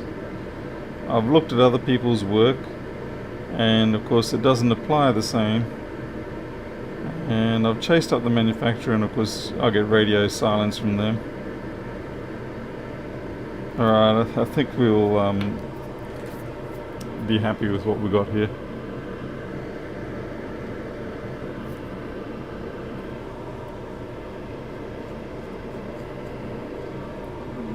In theory, the traces on the other side of the board, or I should say, it's the same side of the board, it's just the other half of the board. They should be a comparative walk in the park.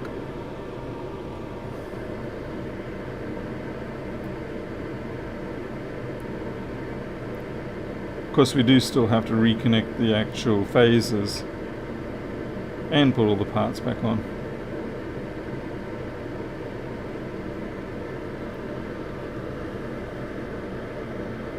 That looks really disgustingly bad. I'm going to allow it.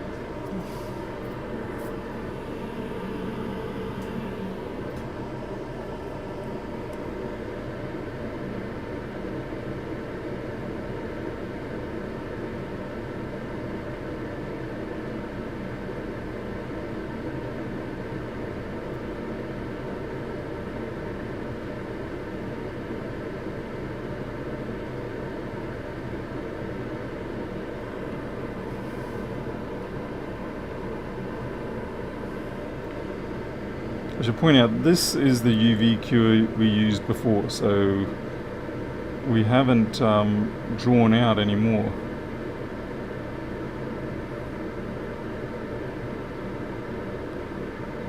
Which is good.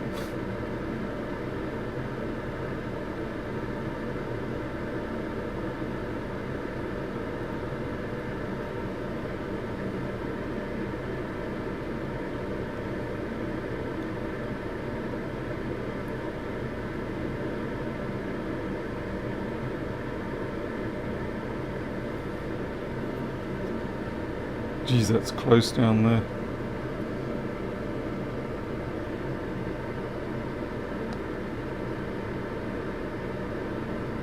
How is that not touching?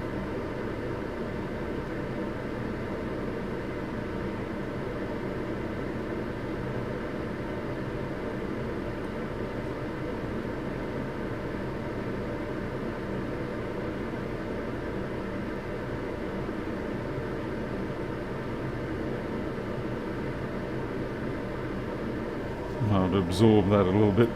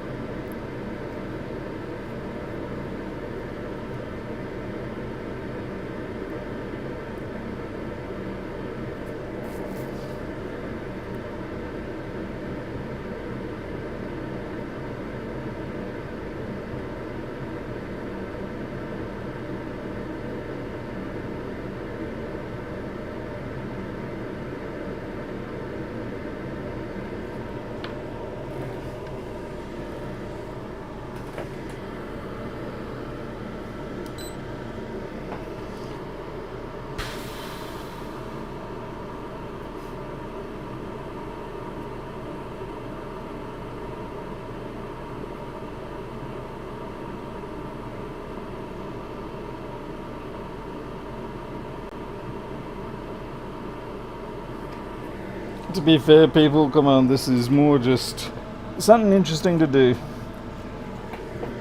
I don't have any other jobs that I can do online at the moment, so I'm basically just doing this. It's a good skiller. You know, sometimes you just got to get down and spend a few hours doing this sort of stuff. And most important thing is, this is on a board that I can afford to stuff up. So it's not a customer's machine.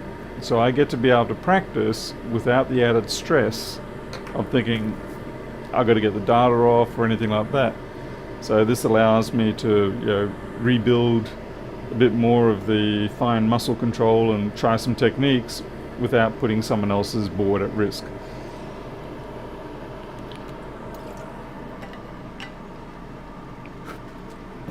The bonus for me is, if it works, it's an 8GB 1.8 2017 board, which is actually still a good board.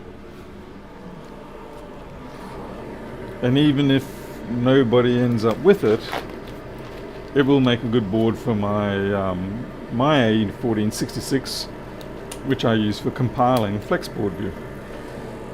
So it's not a waste in any way. In fact, the problem I have lately is that I don't get the opportunity to sit down and spend a couple of hours just focusing on something like this, or like say maybe trying to pull a CPU and things like that. I don't get that opportunity very often, so being able to do this is actually very good. Well, yeah, it is my channel. I do what I want. I just like to point out too that it actually is quite beneficial for me to do this. Yeah, it's not just a total waste, and it's not just for entertainment for other people. It's legitimately good practice. Good practice in a safe environment.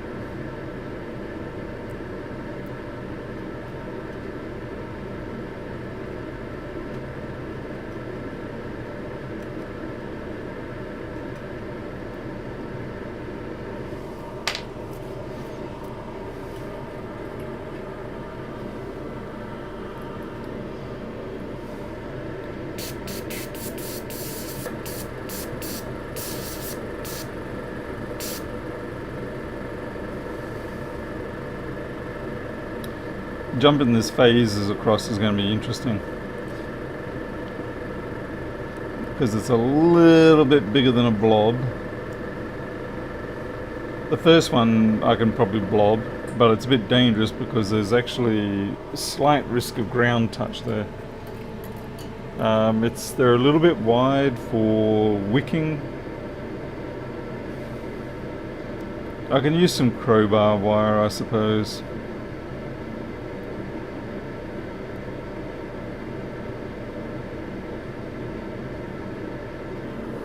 Although crowbar wire is a bit thick too.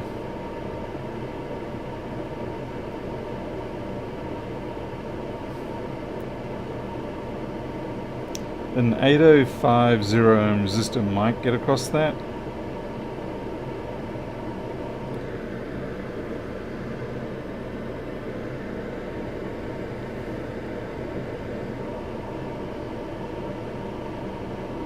Yeah, I'll have a look. Give some squishy stuff out. Let's see, I've got my household GPO wire. Jam it under the back of a blade.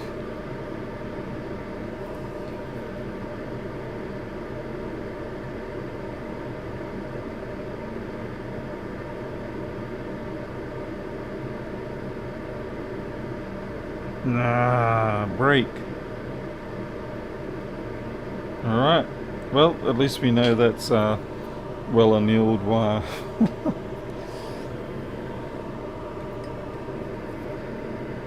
We won't use that piece again because we've fatigued it to hell now.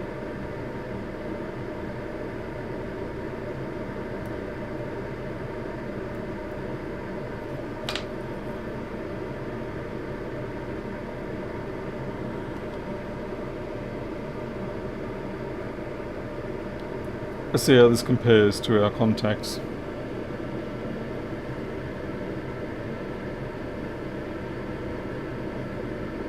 I might actually be able to get away with that.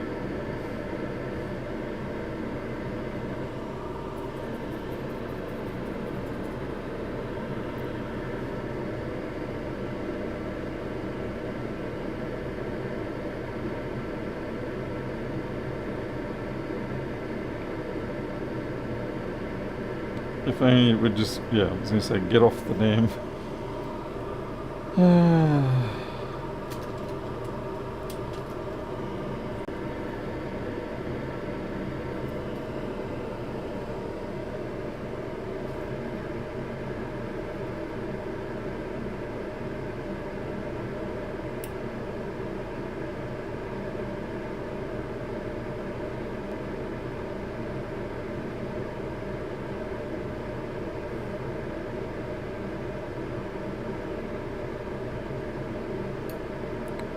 Mother flipper. I had that all getting nice and flattened out. There it is, found it.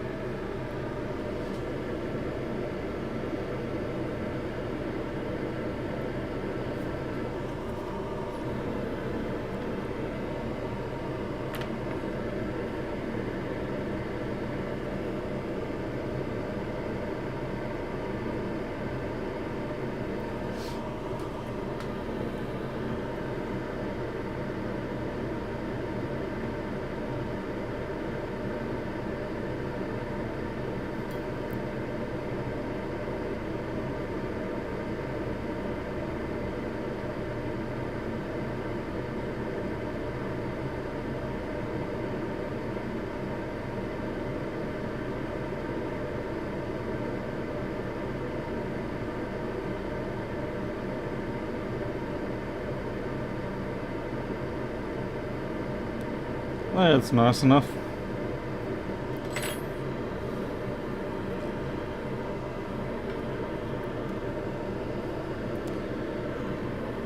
Yeah, my connection's fine, it's YouTube.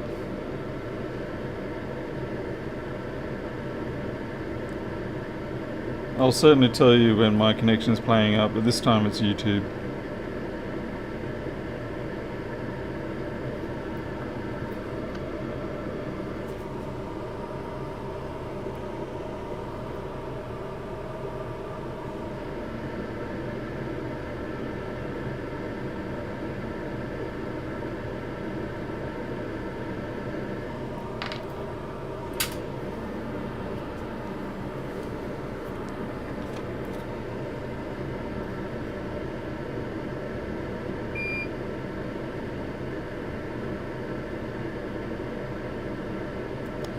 Flat helps it get more current across.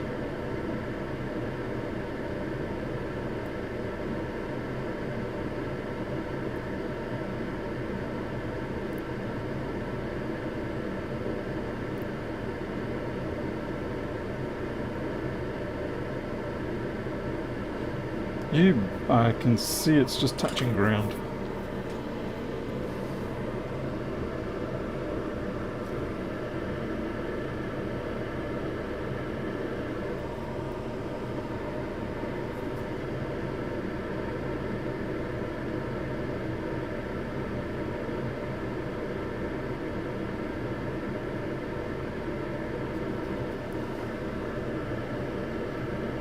This thing's going to go up like great balls of fire.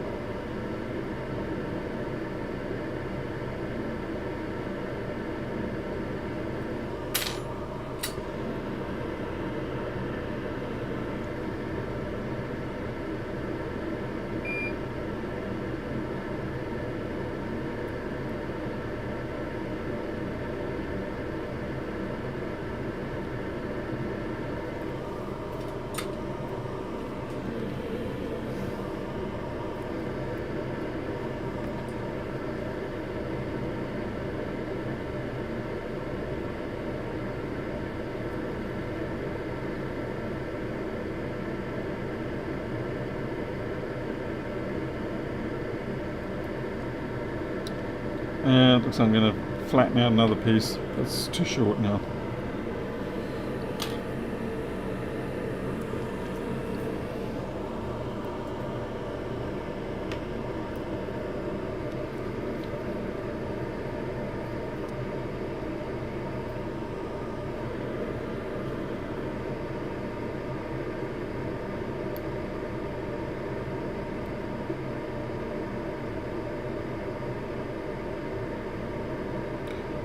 Except this time I'm going to let it stay on the actual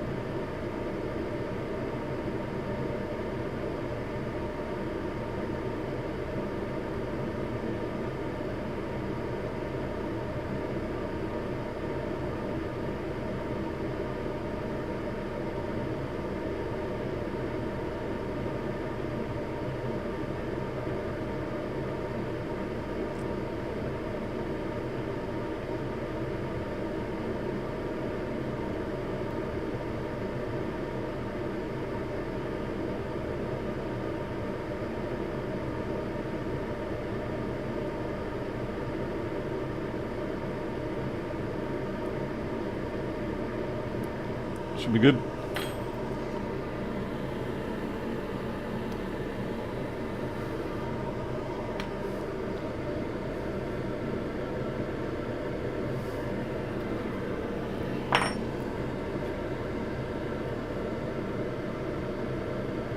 The creature, it might be AC current.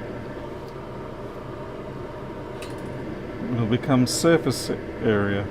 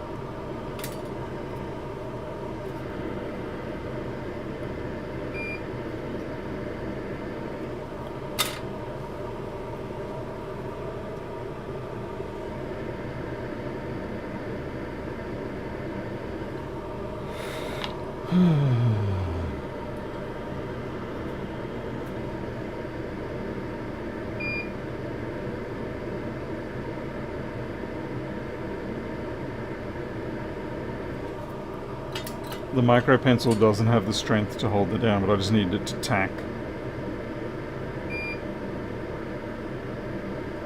That's terrible but good. Terrible but good. Yeah, I'm gonna go with that. You all heard it. Terrible but good.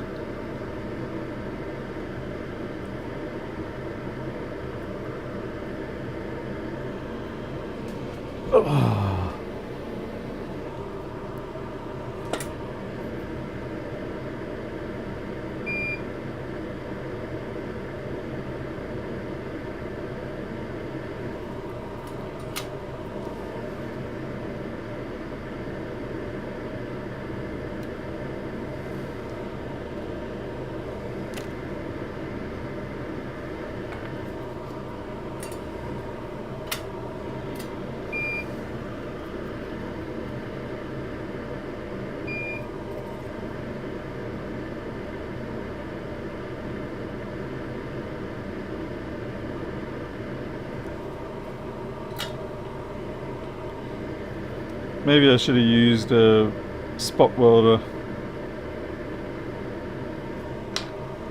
And give it a nice little kick.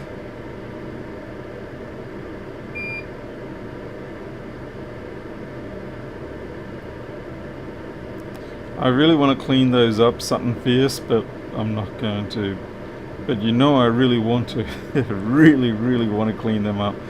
Ah, they're hideous. Hideous.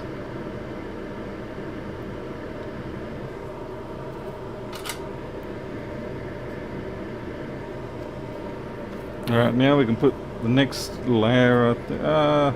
You know what, I'll solder the parts back on.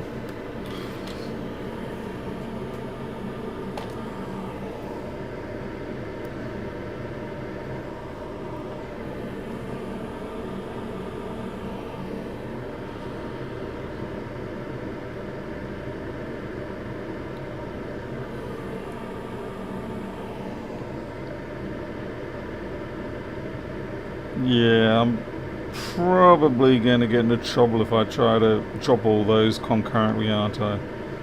You know I'm going to get in trouble.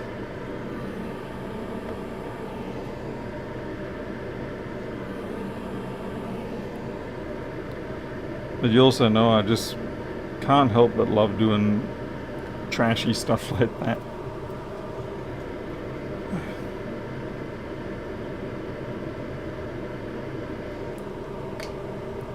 It's like when you bring the shopping in from the car.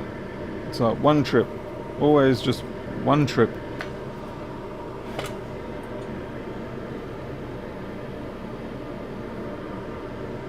Hello there, Mini Tom. Yeah, it's when Apple allows a company to, and I mean this isn't just Apple, by the way. This is pretty much just a very large company.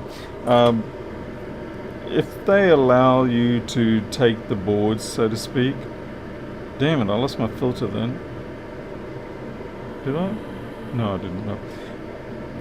Part of the requirements, or part of the conditions, I should rather say, of that is that you must render the logic boards or the functional part of it as non-functional. Because obviously Apple's thinking, well, we don't want you stripping these machines down and selling new machines or something out of them. Usually it happens when you have say a school upgrades from having all, say, MacBook Air 1466s to 2337s or something. Yeah, the latest M1. And yeah, they don't want people selling those off.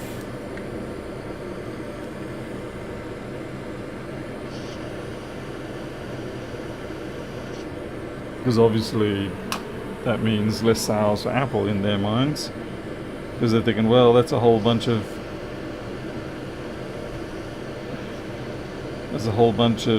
new machines we didn't get to sell because somebody found old machines that were good enough.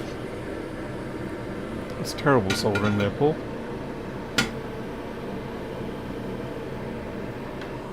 That's right, News the Cat. You must do everything in your power to ensure that it's only the one trip.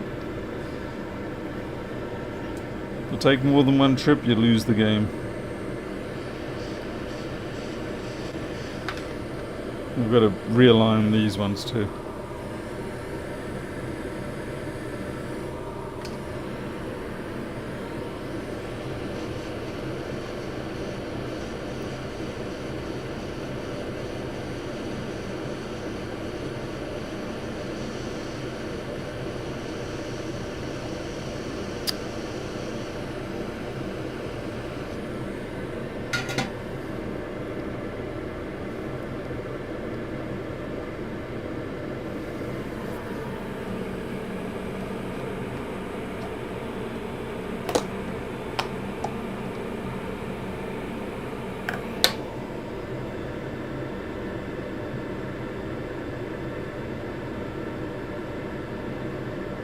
What is that nasty funk?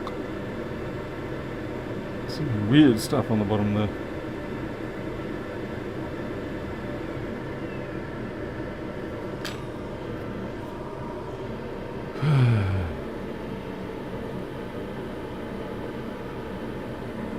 You work for, oh, that's right. I remember you telling me you work for EMS Mini.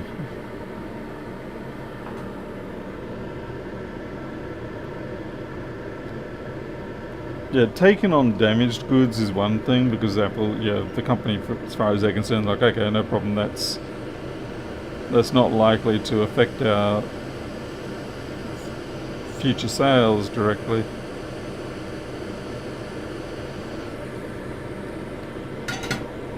I really hope those traces didn't reflow down in there.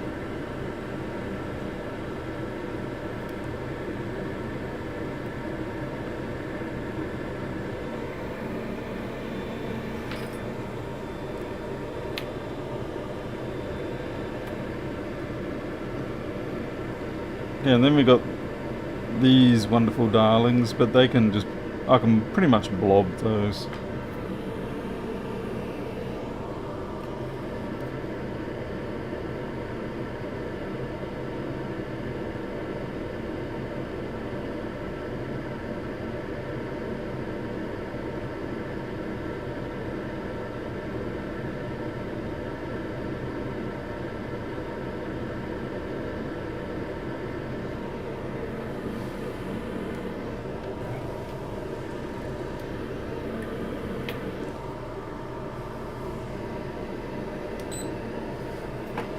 I'm putting the UV cure over first, then I'll scrape back, and then I'll put the blob.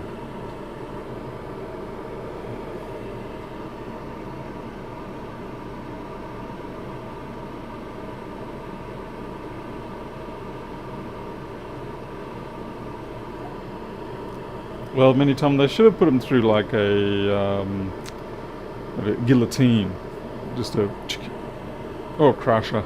But yeah.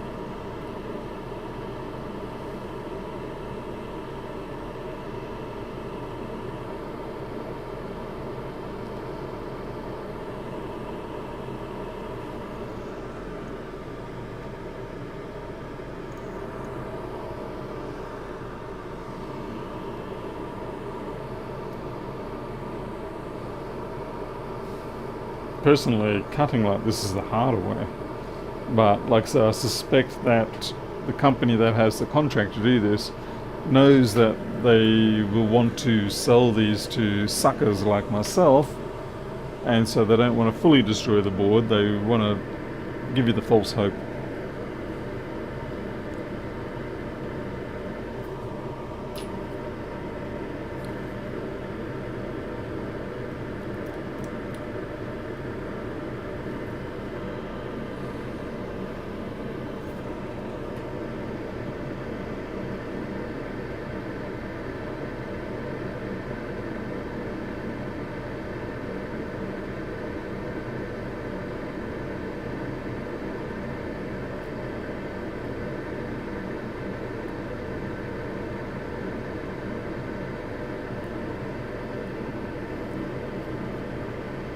This is at a really awkward angle.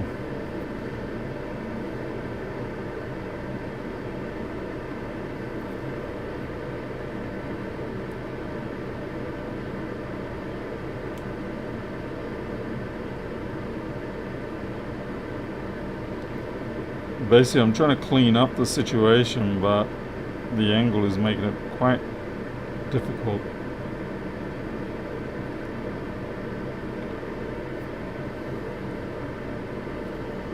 Because we've got this in the way, that in the way, that in the way. You know, there's no really easy access.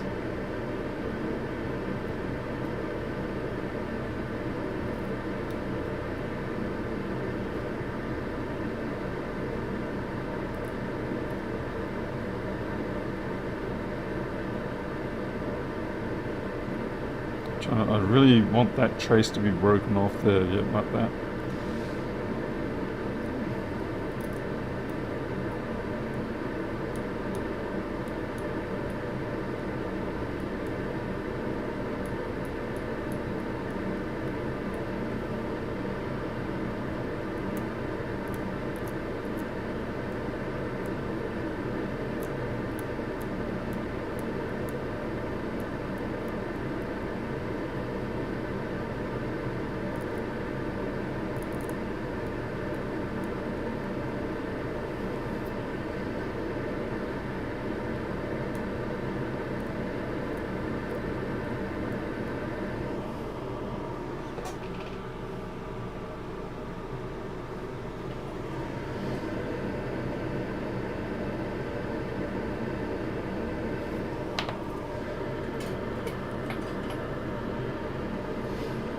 Hey, Costas. Sorry if I'm a little bit slow on the pickup on who's jumping in and not.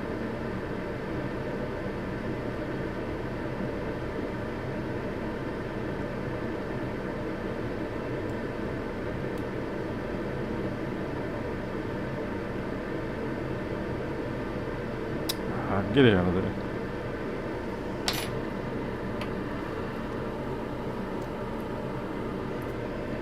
No, it's many times definitely not economical to do this. This has about zero to do with economics.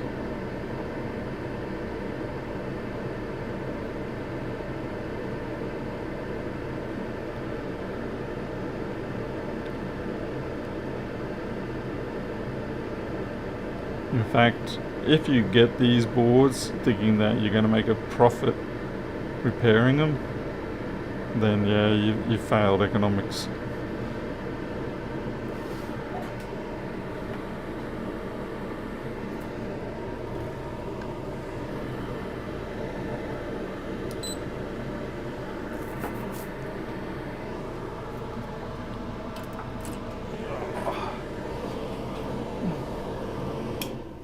Okay, and once that's cured, we'll then scratch back at where the pads are, the traces, and then link the traces up.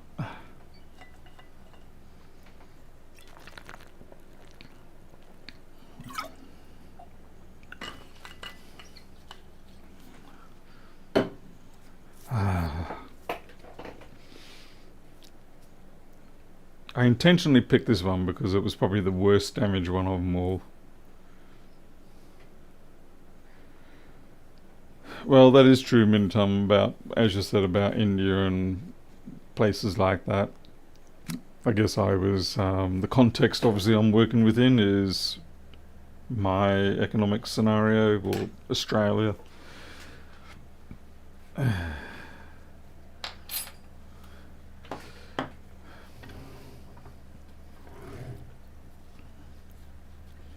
Yeah, if you're only getting paid $2 an hour, then yeah, it's probably profitable.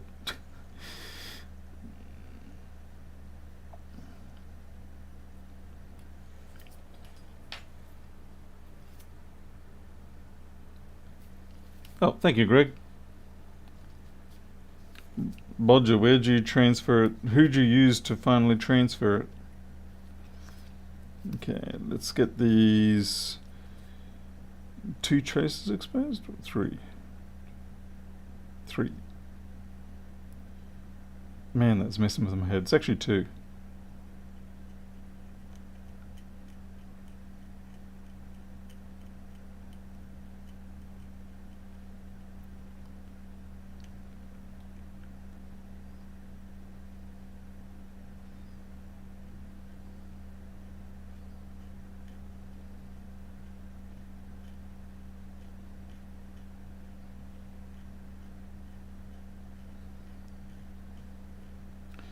Looks like the UV cure is a little thicker on this side.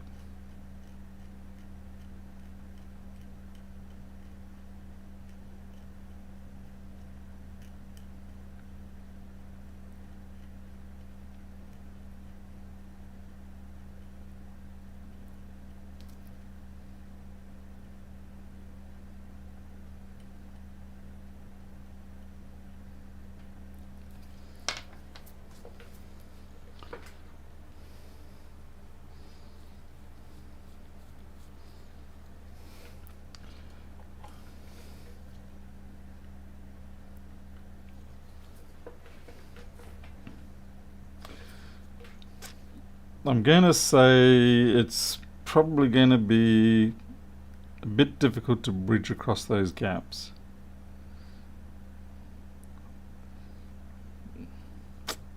Just a bit.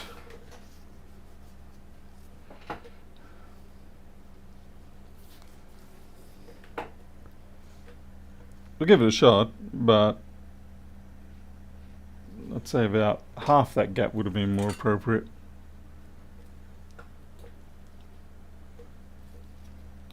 Let's see how it goes. Yeah, definitely not going to happen.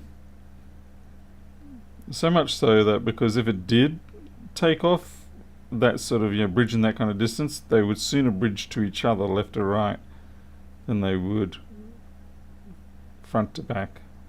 And I just realised I have my filter on. Disgusting.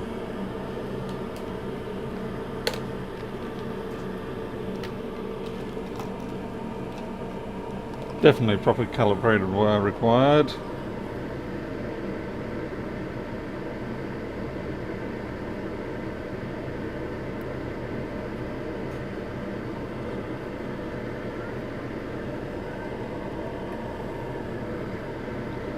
While these traces do look broad, they are not carrying a lot of power.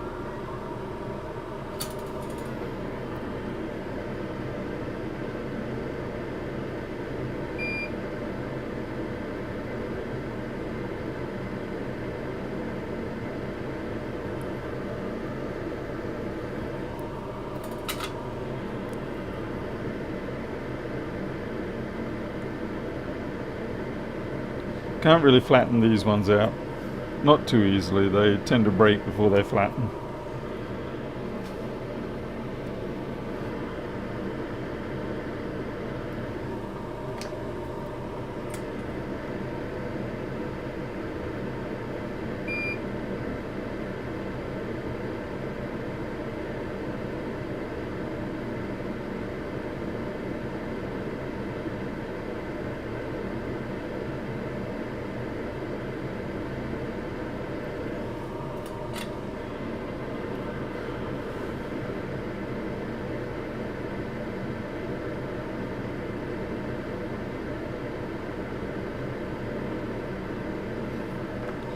I might. That actually is just a general ground reconnect. Ah.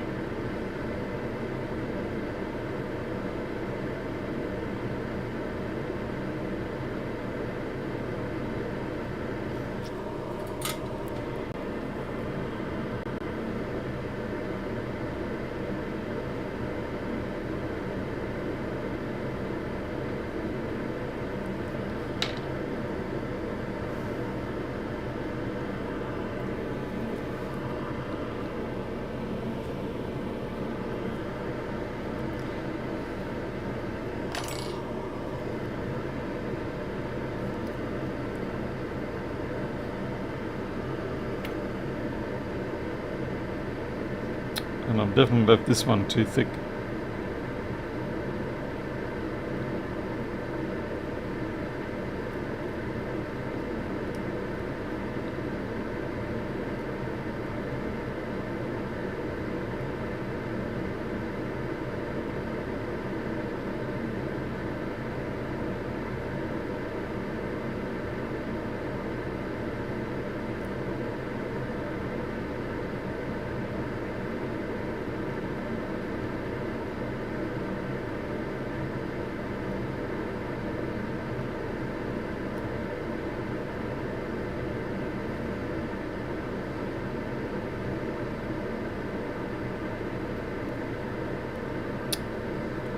Flatten angle, flatten the angle.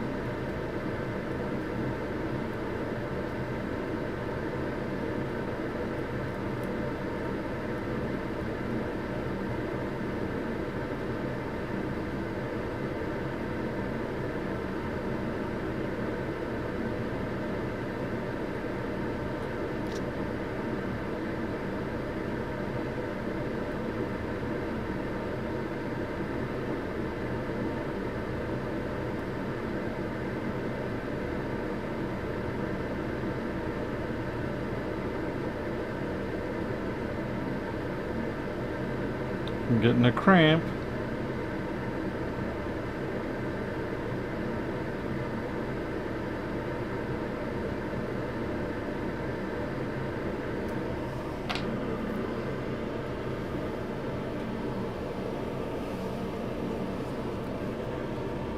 I don't sell pretzels. I sell chorizos.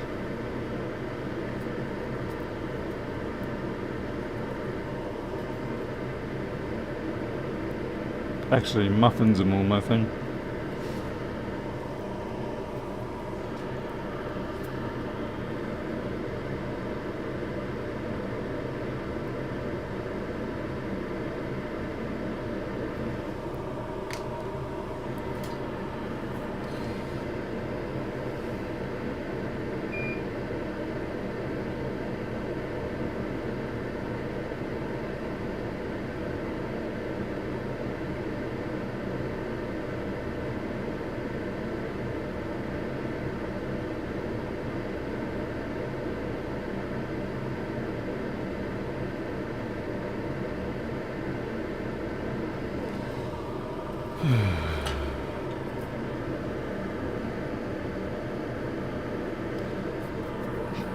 Sort of losing sight of the trace there.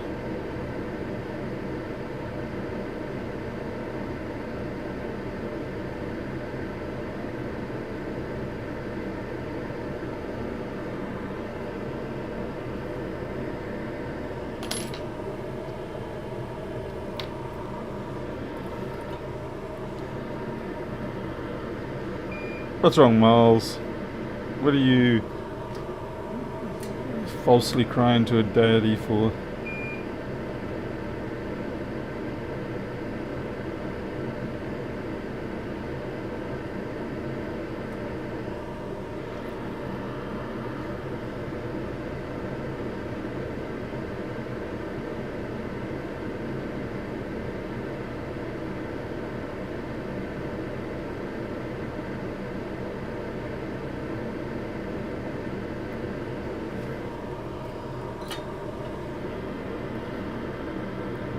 Oh yeah, because of the filter effect.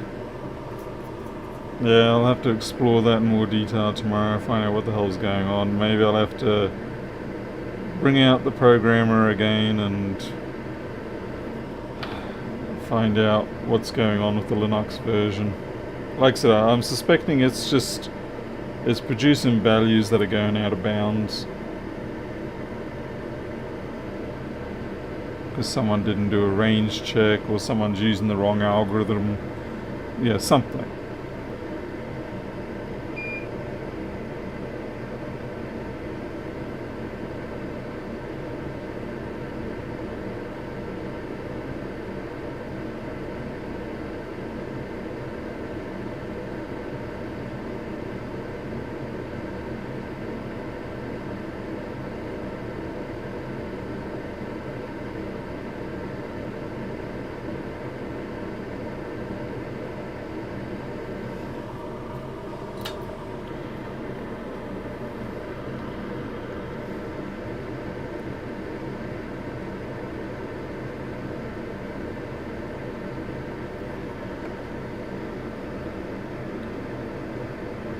And it's got nothing to do with the actual ring light glare. Because yeah, there's obviously no ring light glare on my blue gloves. But it's definitely something in the blue spectrum that seems to tick it right off.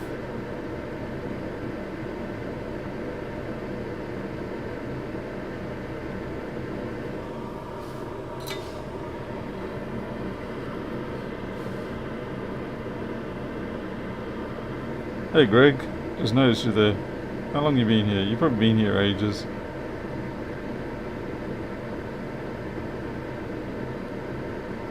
And what's worse is I've probably actually already said hello to you.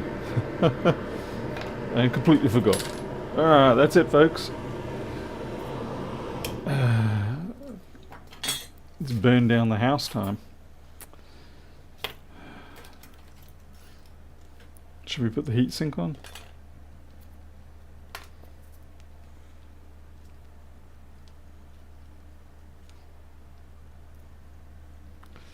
Could be that creature, could be. Like I said, I'm using 709 with everything, color space. Because, yeah, YouTube seems to just suggest 709, and I know it's an old color space, and I know 2020 has like about twice the colors, colors available, and then 2100 is even better again.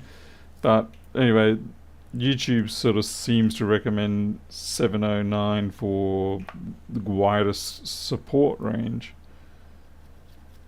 But I found I still got that on 60, what was it, 607? Oh, whatever.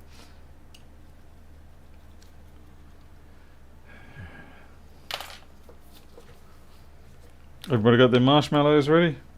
You're going to want them. So I'll do a bit of a zoom in.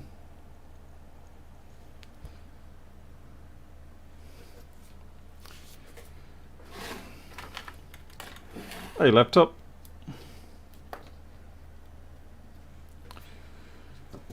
Hey, where the hell's my... Where the hell stole my crossflex? Ah, crossflex.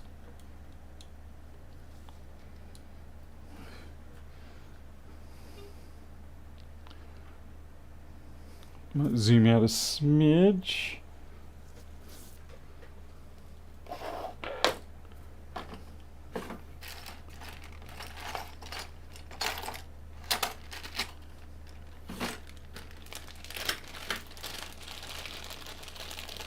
I haven't done polls on them. Maybe I can do them. I've never bothered. I'm not a very up and trendy kind of YouTuber, am I?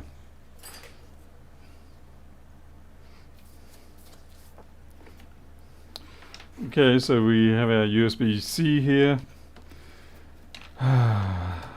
Here goes anything. Ready? Here we go. We've got... Oh, there's smoke. There's smoke.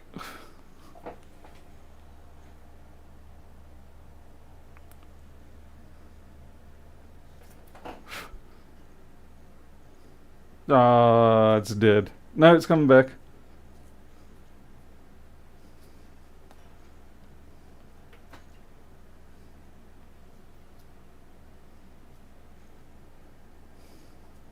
It's still smoking. Let's have a look at it.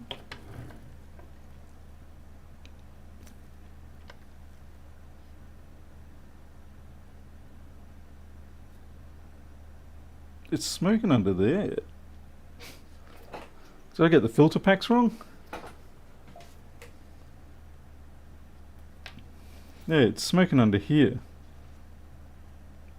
I'm fairly sure I got those filter packs right.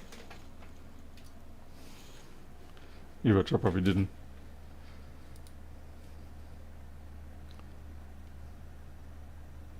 Yeah, the filter packs are right.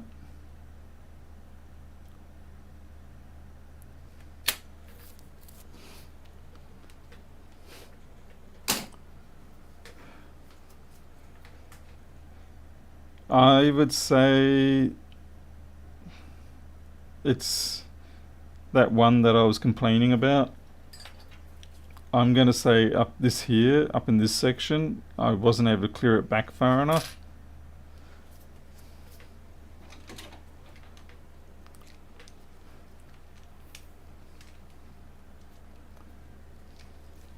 So I sort of need to, if I drop the phase, it might actually come up. It's not ground though. It's this phase that doesn't like. Ah, weird. Okay, so this one's the problem. Intriguing.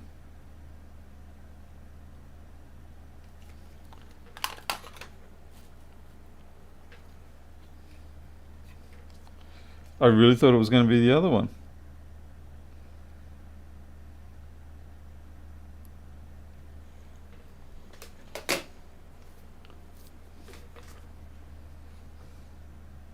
All I can imagine is that...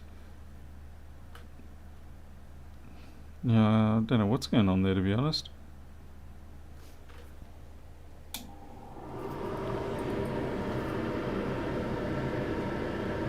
Yeah, I know what you mean about the puffy look below the wire, but I don't think that's actually... I think it's just solder.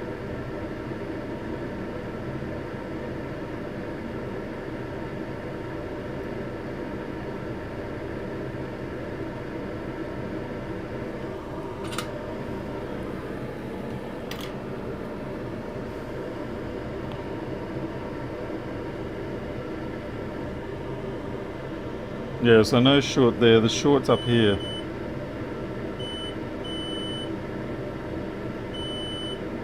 That's weird.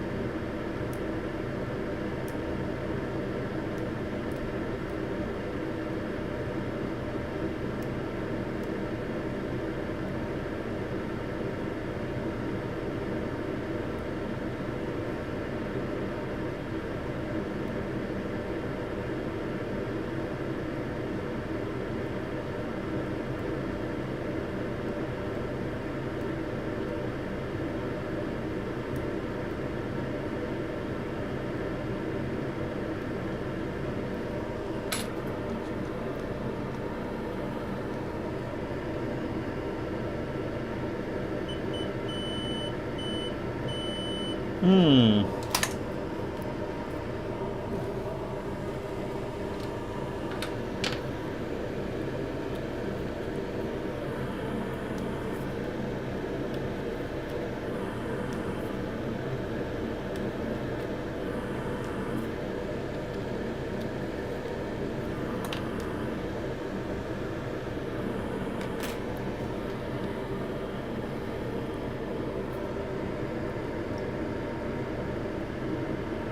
Yuck.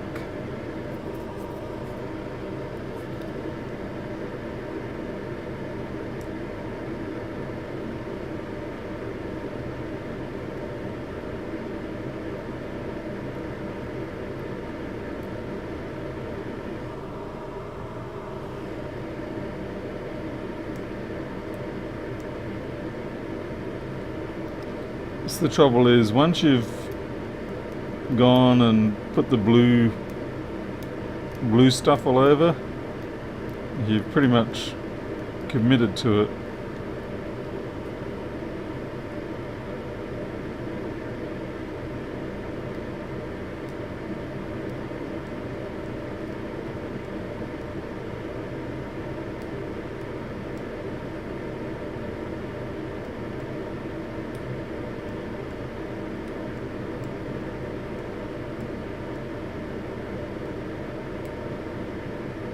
So that's the ground there.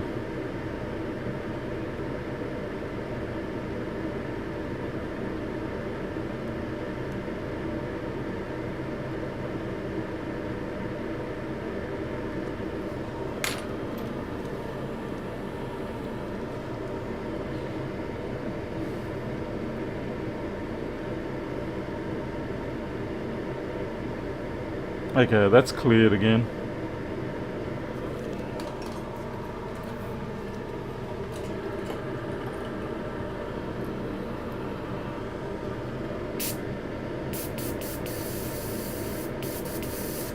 I think what might have happened is when I did that strap of solder, I think I might have pushed it down onto the ground plane here. Or it might have pushed through the blue stuff.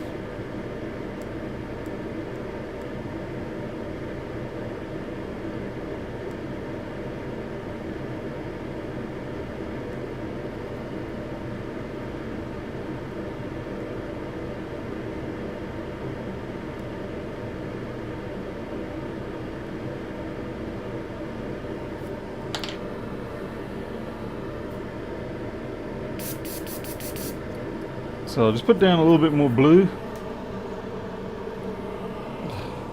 And then I'll just have to be careful with the soldering. Well, more careful.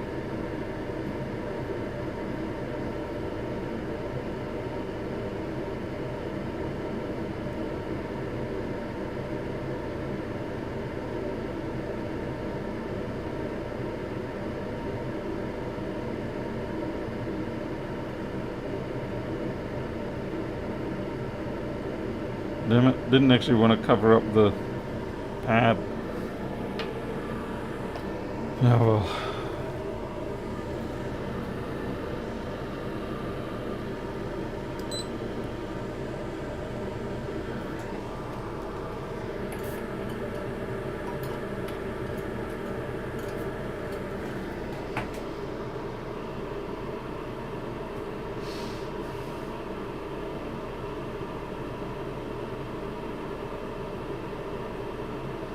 At least it was shorting it to ground, as opposed to PP bus being shorted to the CPU.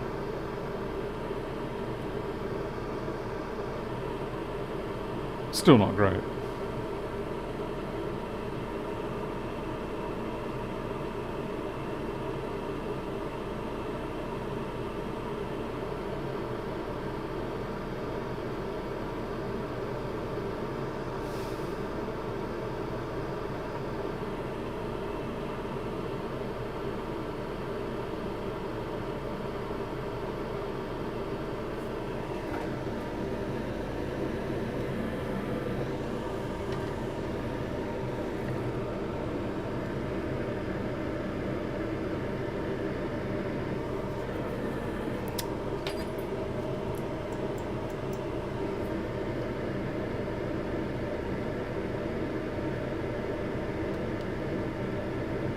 We're going rough here, folks.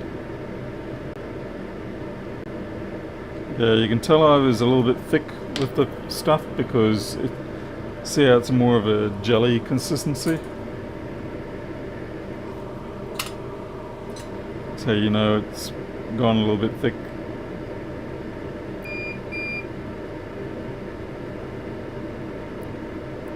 Now I'm going to try an elevated bridge.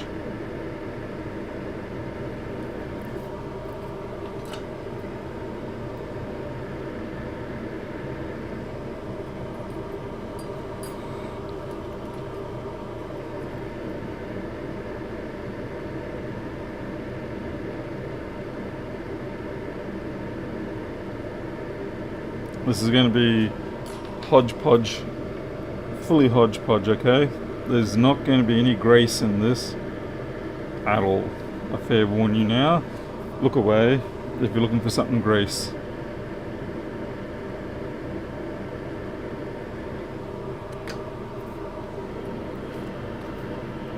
Oh geez, Joey turns up right now when I'm doing perhaps the most awful hack job for fun.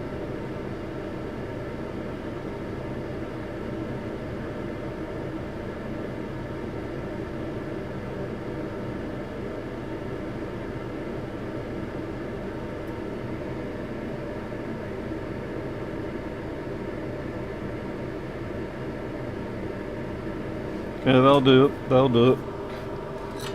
Like I said, we don't want to push our luck with touching that ground plane.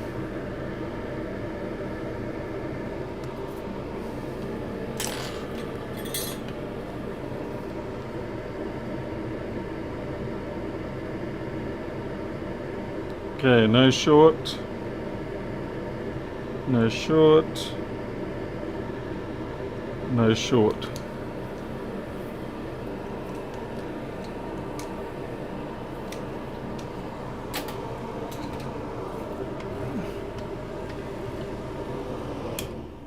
Yeah, at least we've got some smoke. Alright. I guess we don't even bother with the heatsink, right?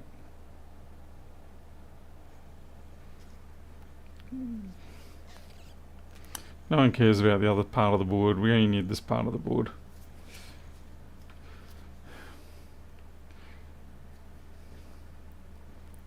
So here we go. Well, we're powering up again. There's no wispy smoke. The current is wrong though. I could be wrong. Oh no, that just died.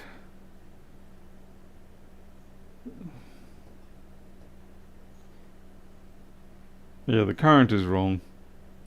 It should be 400 or so. So there could be a problem with the current sensor.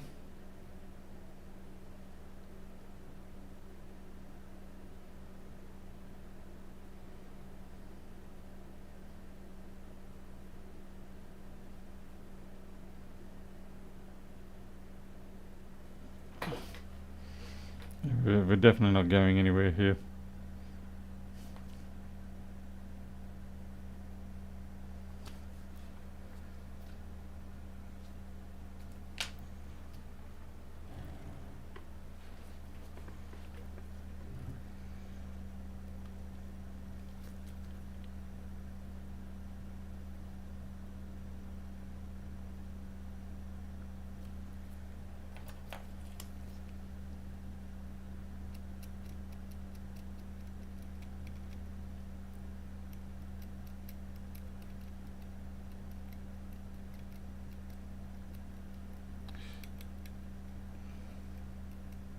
It could be that there is damage on the a line cut underneath these current sense lines.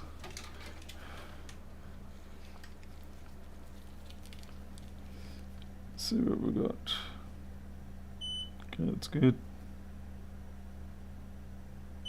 Yeah, it's a bit hard to not prove that though. Nah, I don't know where that sucker goes yet. Okay, that's fine. So those three are good.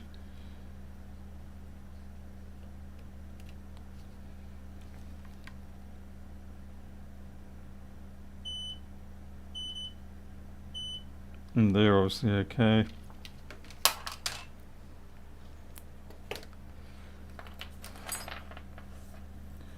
I think I'm pretty much done with this though. It is midnight. It was an entertaining moment, but yeah. To be fair, we don't even know what actually was. Is that filter buggered now? That filter looks a little cooked, doesn't it? You reckon that looks cooked?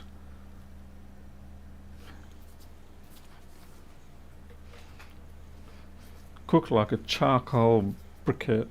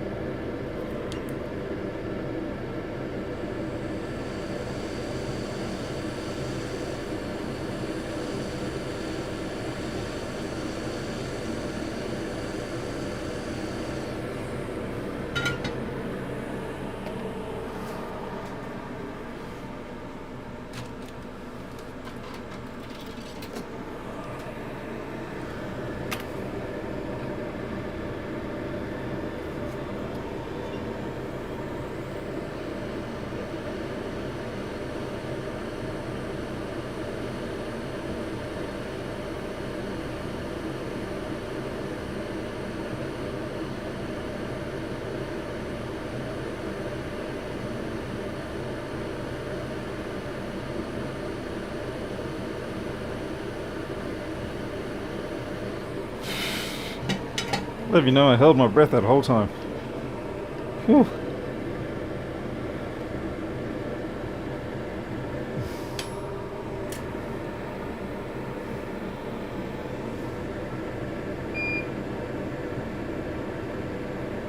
Yeah, monster blobs. Monster blobs, too big.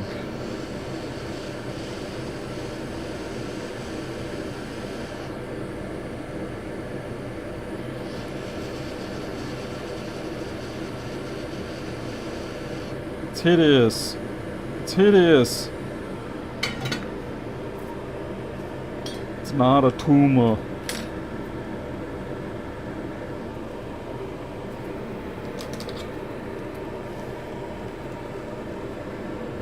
Again, checking in.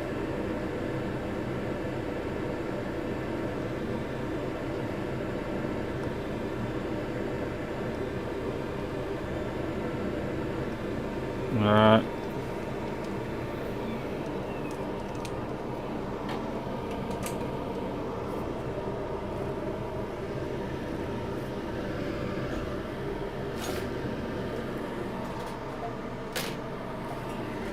I sincerely doubt it's going to work, but hey, you know.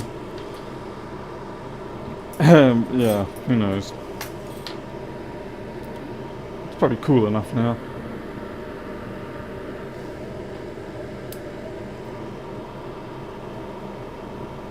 Current's better-ish.